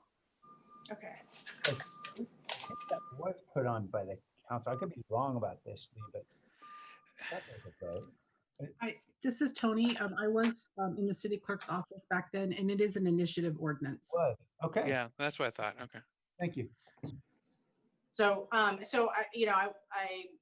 fine with the motion. I just wanted to bring that up and hope that we could park that discussion for the next item so we could talk about them together. Okay. Thank you. All right. We can certainly do that. Other comments? Is there a motion? Motion Wasn't to there already- approve. Move approval. All right. A motion for Councilmember Arenas and a second from, we had a lot of folks moving at the same time. I think I heard Councilmember Perales. So I'll second. Okay, so that's a second. I appreciate the staff's work on this, and I know this has been a challenging negotiation for a significant period of time, and I think there's been a lot of good work. I just want to explain the reason why I'd be voting no. I think we all know there's many ways to gamble. Certainly people can go online and gamble, but there's certainly enough studies out that demonstrates that proximity matters. And a study from the National Opinion Research Center found that adults that live within short driving distance of a casino had double the probability of pathological or problem gambling. And that, after all, is generally the challenge for an awful lot of communities. The bipartisan U.S. National Gambling Impact Study Commission found that 80% of gambling revenue, this was back in the 1990s, so this is adjusted for income. 80% gambling revenue was derived from households earning less than $50,000 annually. Gamblers with annual incomes below $10,000 spent almost 3 times as much on gambling in dollar amounts than did those with incomes exceeding $50,000. Those are older studies. There's a lot of newer studies, though, that really help us understand some of the impacts between gambling, particularly problem gambling, and a lot of challenges we have already in our community. Certainly domestic violence, suicide, child neglect, a host of studies, not just here in this country, but globally.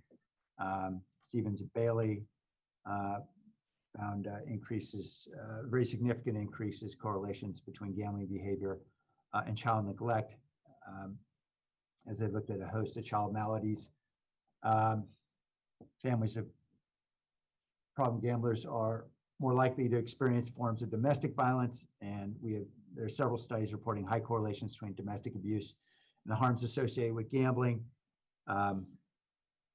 Seminal study was led by Dr. Corman and several others in 2008. It's published in the Journal of Gambling Studies. And then there was a report that was issued in response to then Attorney General Bill Lockyer by essentially the equivalent of the California legislature's LAO. It's called Gambling in the Golden State. Citing a series of studies, 2 studies finding between 1/4 and 1/2 of spouses of compulsive gamblers have been physically abused. Rates of attempted suicide for compulsive gamblers between 17 and 24%. They looked at testimony from social workers in Santa Clara County, estimated about 20% of the API child neglect cases that they saw were caused by problem gambling, including children left unattended in parking lots and cars, and domestic violence, even higher percentages. And then obviously concerns about connection to crime as well. Probably the most cited study is one looking at longitudinal data over several decades from counties throughout the country, finding high correlations between openings of casinos and expansions of casinos with rising aggravated assault rates, rape rates, robbery rates, and property crimes rates. And that's also reported in the same report, Gambling in the Golden State.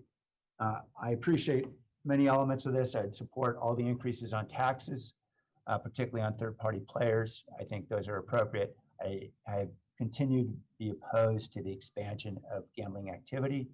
I believe there are ample studies that demonstrate the expansion of gambling is correlated, if not causative, of serious problems in our community, and it is not worth the cost. The long-term costs are too great. They're too significant. They're not easily identified. They're often behind the scenes, behind closed doors, not immediately identifiable to any one casino's activity. We understand how it works. But the reality is that the cost is too great for whatever money we think we're getting. So that's why I'll oppose it. Councilor McKinnis? Mayor, thank you. And while I concur that I think gambling in general has a lot of issues, I wanted to hear from our own police department if they think that these casinos that we have here are causing a lot of issues for our community. Have you seen crime go up in the casinos? And that would be Assistant Chief Dave Knopf, if you can answer that question. Thank you, council member. We have not seen the crimes that we collect go up year over year. But to what the mayor is speaking to are really the unreported crimes that we can't account for. So we know that those occur, and they occur in different situations all over, not just gambling itself. But so there are some obviously crimes, just like any other type of crime that we might be trending or looking for, that go unreported. So those are the ones that we can't account for. But as far as the crimes that we do track, we don't see a marked increase by adding the 30 tables. Okay, and quite frankly, I do agree. Like I said, I agree with the mayor's assertion that gambling does cause these problems. But gambling will happen whether it's legalized or not. Much like people took advantage of marijuana many years, even though it was they did it because they wanted to do it, and many arguments were made similar to those that the mayor was making about the use of marijuana. And I think having us being able to monitor gambling and actually use our own police force to make sure everything is being done legitimately actually helps and not hurts our community. And that's why I'll be supporting it. And I do agree with the mayor about making sure that we don't have too much ballot measures. So I wanted to ask the mayor, how would he suggest I make a motion? I know you're not going to vote for it, the motion, but I strictly want to ask you as to how to pose the motion in order to consolidate as much ballot measure activity as possible.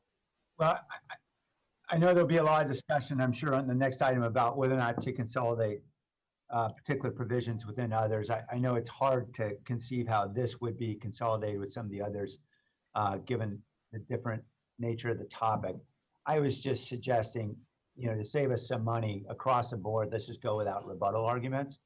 I really don't think there's much indication that a rebuttal argument is going to do much to help any measure get over the goal line, based on what we know about voter behavior. Particularly by the time they've looked at down measure ballots, which city measures always end up being pretty far down ballot. And the fact that there are already 4 arguments that any voter is going to be encountering whenever they're looking at a measure, adding 2 more, it doesn't seem to me to have any impact at that point. Yeah, well, I'll agree with you on that. And so, and my another question is, I don't know if anybody, if Lee Wilcox, how much do the casinos themselves, well, obviously they're closed still, correct? Or they can't play outside, right? I mean, No, they can't. So we're not getting any revenues, but in a year where they're open, how much revenues were they bringing in? I would ask Ed Moran to help me again on the math. But at 18, roughly $19 million, and the tax is, 15% now. So what does that work out to? That was the extent of my math was earlier today. Yeah, and I can't actually get my calculator up on my screen because I still have the PowerPoint going. So I apologize. I think we have a math. Like, man, I was filibustering, hoping that the math major and Raul would help, but he's just going to leave me hanging until I can get my calculator up and running. running into the fire. Maybe Jim Shanahan. Folks, this is James Shanahan, the budget director. I might have missed the question, but the last 3 years, the average tax from the card rooms has been about 18.7 million. Yeah. So the question, Jim, was that's what our revenue is. So what is that? That's what the tax is. So what is their overall revenue then? If our tax is at 15%. Assuming there's, oh man, this is high pressure here. I'm sorry for the tough questions. I just want to make sure. 18,000? I think it's somewhere around 124 million. 124 million. Okay. All right. Sounds about right. Well, you know, it takes a lot of new taxes to equal that kind of money. And I remember looking at the entire revenue of North San Jose, which includes our big companies like Cisco and what have you, and all of those equal to 10 million in revenue. So this is no laughing amount. This is not a whole, a small amount of money we're looking at. This is a whole lot more police officers, a whole lot more streets paved, or a lot of other city resources that we can use this money for, because it's all general money. Anyway, with that being said, I'll make the motion to accept the staff recommendation and with the mayor's suggestion not to have a rebuttal. Actually, I think there's a motion already. Oh, there is. I apologize. I don't think this to the issue of rebuttal, which we can have a subsequent motion on that. So if you want to hold that thought. Okay. Or a friendly amendment, maybe. Certainly you can ask for a friendly amendment. Would the maker a motion to accept the friendly amendment? Sure. And the reasoning for not including that rebuttal once again? Just as the mayor said, to save a little money, and nobody reads the rebuttal. I think he's right about that. I mean, that's all. Oh, okay. So we'll have an argument for, but not a rebuttal against it. Councilmember, there'll be an argument for, there'll be an argument against, and there'll be a response to each one of those, but there won't be a rebuttal. Okay. I'm open to that. Yeah, they're usually, yeah. Like if I can just jump in, I actually I apologize not capturing it. I did have it in my notes in the presentation, forgot to mention it. But I kept this recommendation in as a policy question and did want to suss it out amongst you all. But given both of the card rooms are supportive of the measure, and there's no likely opposition, and that it is a majority vote, not a 2/3 vote, the administration would have no problem whatsoever if you got rid of the rebuttal arguments. They're really not needed given the current situation, and I would agree with the mayor's sentiment. It's going to be low down on the list, and they're unlikely to read it. All right. Well, it sounds like we sussed it out. All right. So I accept your amendment, Councilmember Camus. Thank you. I can accept that as well. Okay. The amendment, the motion's amended. Any further comments before we vote? Councilmember, Mayor, with regard to number 2, the recommendation is to authorize the council designee to submit the ballot argument. Yes. Was the council want to designate who on the council will do it, or is that something they want to give to you? Or? Well, I'll leave that to the maker of the motion as to who you'd like to designate to make the ballot argument. Sure. Well, I'd like to hear from my colleagues if there's any volunteers. I'm assuming, Mayor, you would not want to have that role, so I will take any. I've been happy to do it, but I suspect you're right. Yeah. Do I hear any takers? I'm happy to do that. Okay, Councilmember. There you go. I could collaborate with you if you like, Councilmember Perales. Can it be a collaborative effort? I'm fine with that. Yes, yes, it can be, and the manager's office will support you through that process. So we'll reach out to you in the next few days. Wonderful. So be it. Okay, we've got some authors all lined up. Anything else, Ed, we need to include in the motion? Just want to clarify that the motion includes publishing a synopsis as opposed to the full text. You're authorizing Councilmember Perales with some others to assist in the argument. You are not authorizing submittal of rebuttal arguments. You're directing the city attorney to prepare an impartial analysis, and you're also directing the city clerk to move forward with submitting the ballot and any other action necessary to put it on the ballot for November. Yes, thank you. So moved. Okay. So all of that is part of the motion. Any questions or comments on what's in the motion? Councilmember Davis. Thank you. I just want to I have a clarifying question about the synopsis in the Mercury News instead of the full text in the sample ballot. Will the full text of the measure be available somewhere on our website, and will the synopsis include a link to that? Yes, to that full text. The city attorney plans to, in its impartial analysis, to add a link at the bottom where they can reach the full text.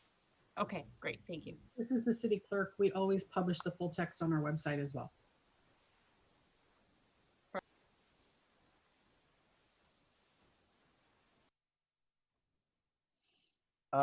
Councilmember Esparza. And a follow-up question, will that text be in Spanish and Vietnamese? Yes, actually it will be in Spanish and Vietnamese, and it's translated also into Tagalog and simplified Chinese. Yep. Thank you. Any other questions? All right, on the motion, Tony.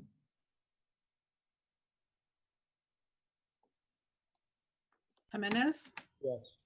Perales, Aye. Yep, Aye. Roscoe, Aye. Davis, Aye. Esparza, Yes. Arenas, Aye. Foley, Aye. Camus, Aye. Jones, Aye. Licardo. Aye. Oh, I'm sorry, no, excuse me. Thank you. My finger was over the N. Yeah, thank you. All right, so the measure passes, and we now have just a few minutes left before the break. Why don't we do this? On item 3.5, could we have the staff presentation, Dave? And then we'll break. Does that make sense? Yes, that works. Okay. So I'll call the item as folks are loading on. Item 3.5 are actions related to a potential ballot measure for the November ballot, November election to amend the city charter to expand the review authority for the independent police auditor, change the size and composition of the planning commission, and or change the timelines to conduct redistricting. Mayor, this is Ed Moran, Assistant City Attorney. The City Manager's Office, through the Office of Employee Relations, negotiated the IPA portion of it.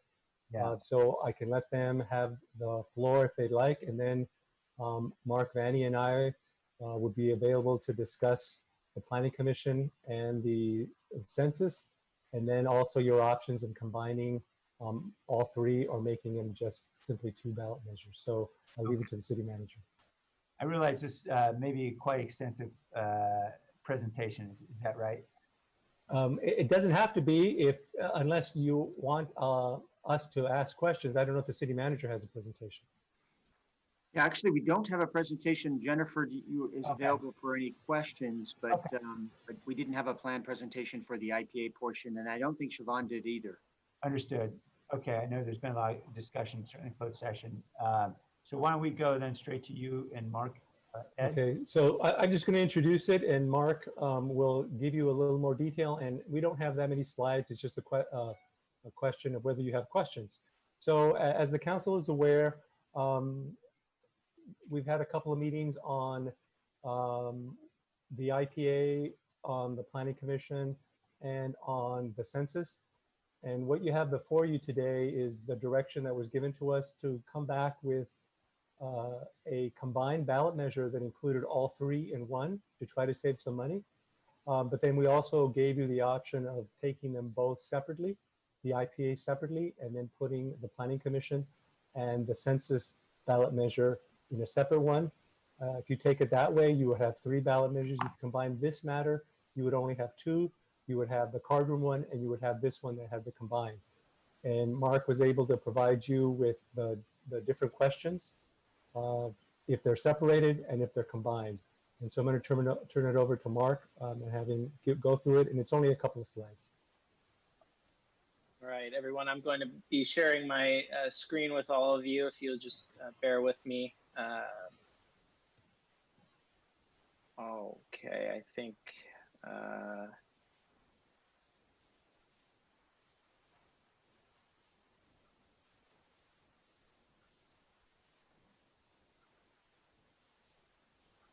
Are you guys seeing my entire screen, or are you seeing? No. Okay, I'm sorry. For some reason, it is. Okay, all right. All right, good afternoon, everybody.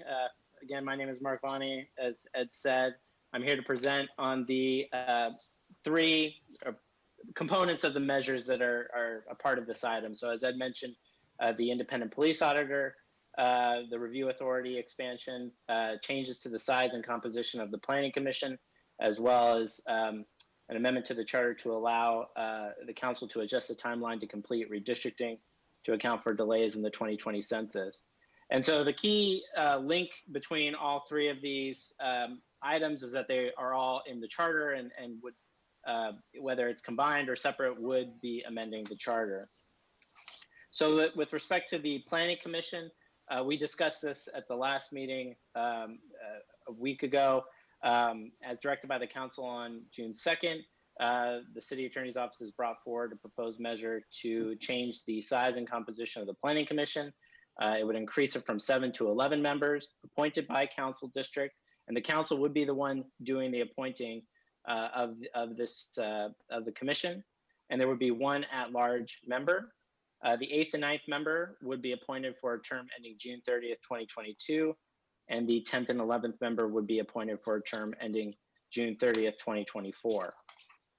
In addition, consistent with the council direction last week, with respect to redistricting, we've brought forward a measure that implements option 2, which would authorize the council to establish a new deadline by ordinance if the census is delayed.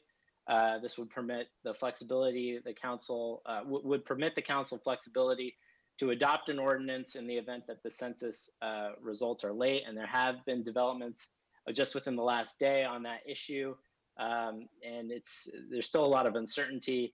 And so we recommend going forward with this, as we'll know by the end of the year what's going on exactly with the census results. But in addition, the proposed measure that we brought forward would amend the deadline for the advisory commission to submit its report and recommendations, and essentially would allow the council to set the deadline for the advisory commission. If the council doesn't set the deadline, then the default rule, which currently the advisory commission is supposed to submit its report and recommendations to the council within 120 days of appointment. If the council doesn't set its own deadline for the advisory commission, then that default rule will apply, and the council, or excuse me, the advisory commission will have to submit its report within 120 days of appointment.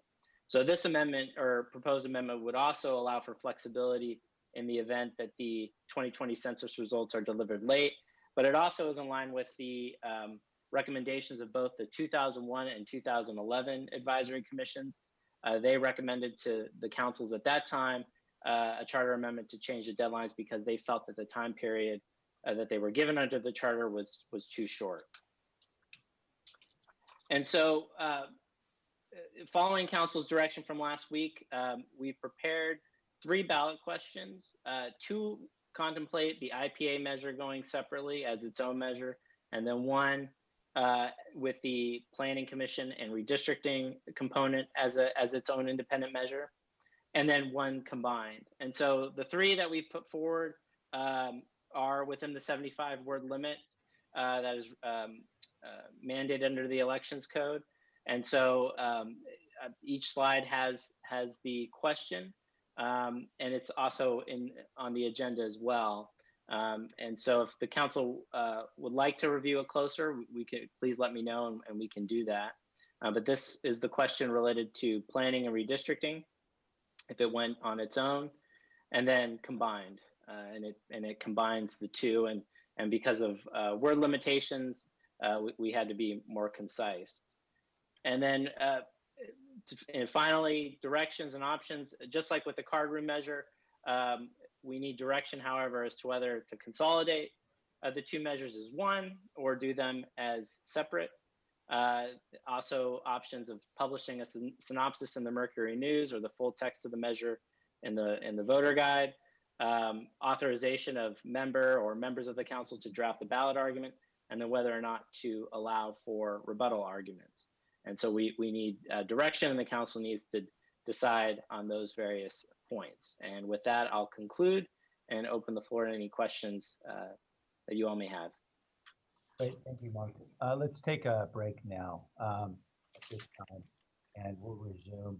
I'm sorry, I can't tell the time. Okay, yeah, we'll resume at 6 o'clock. Thank you, everyone.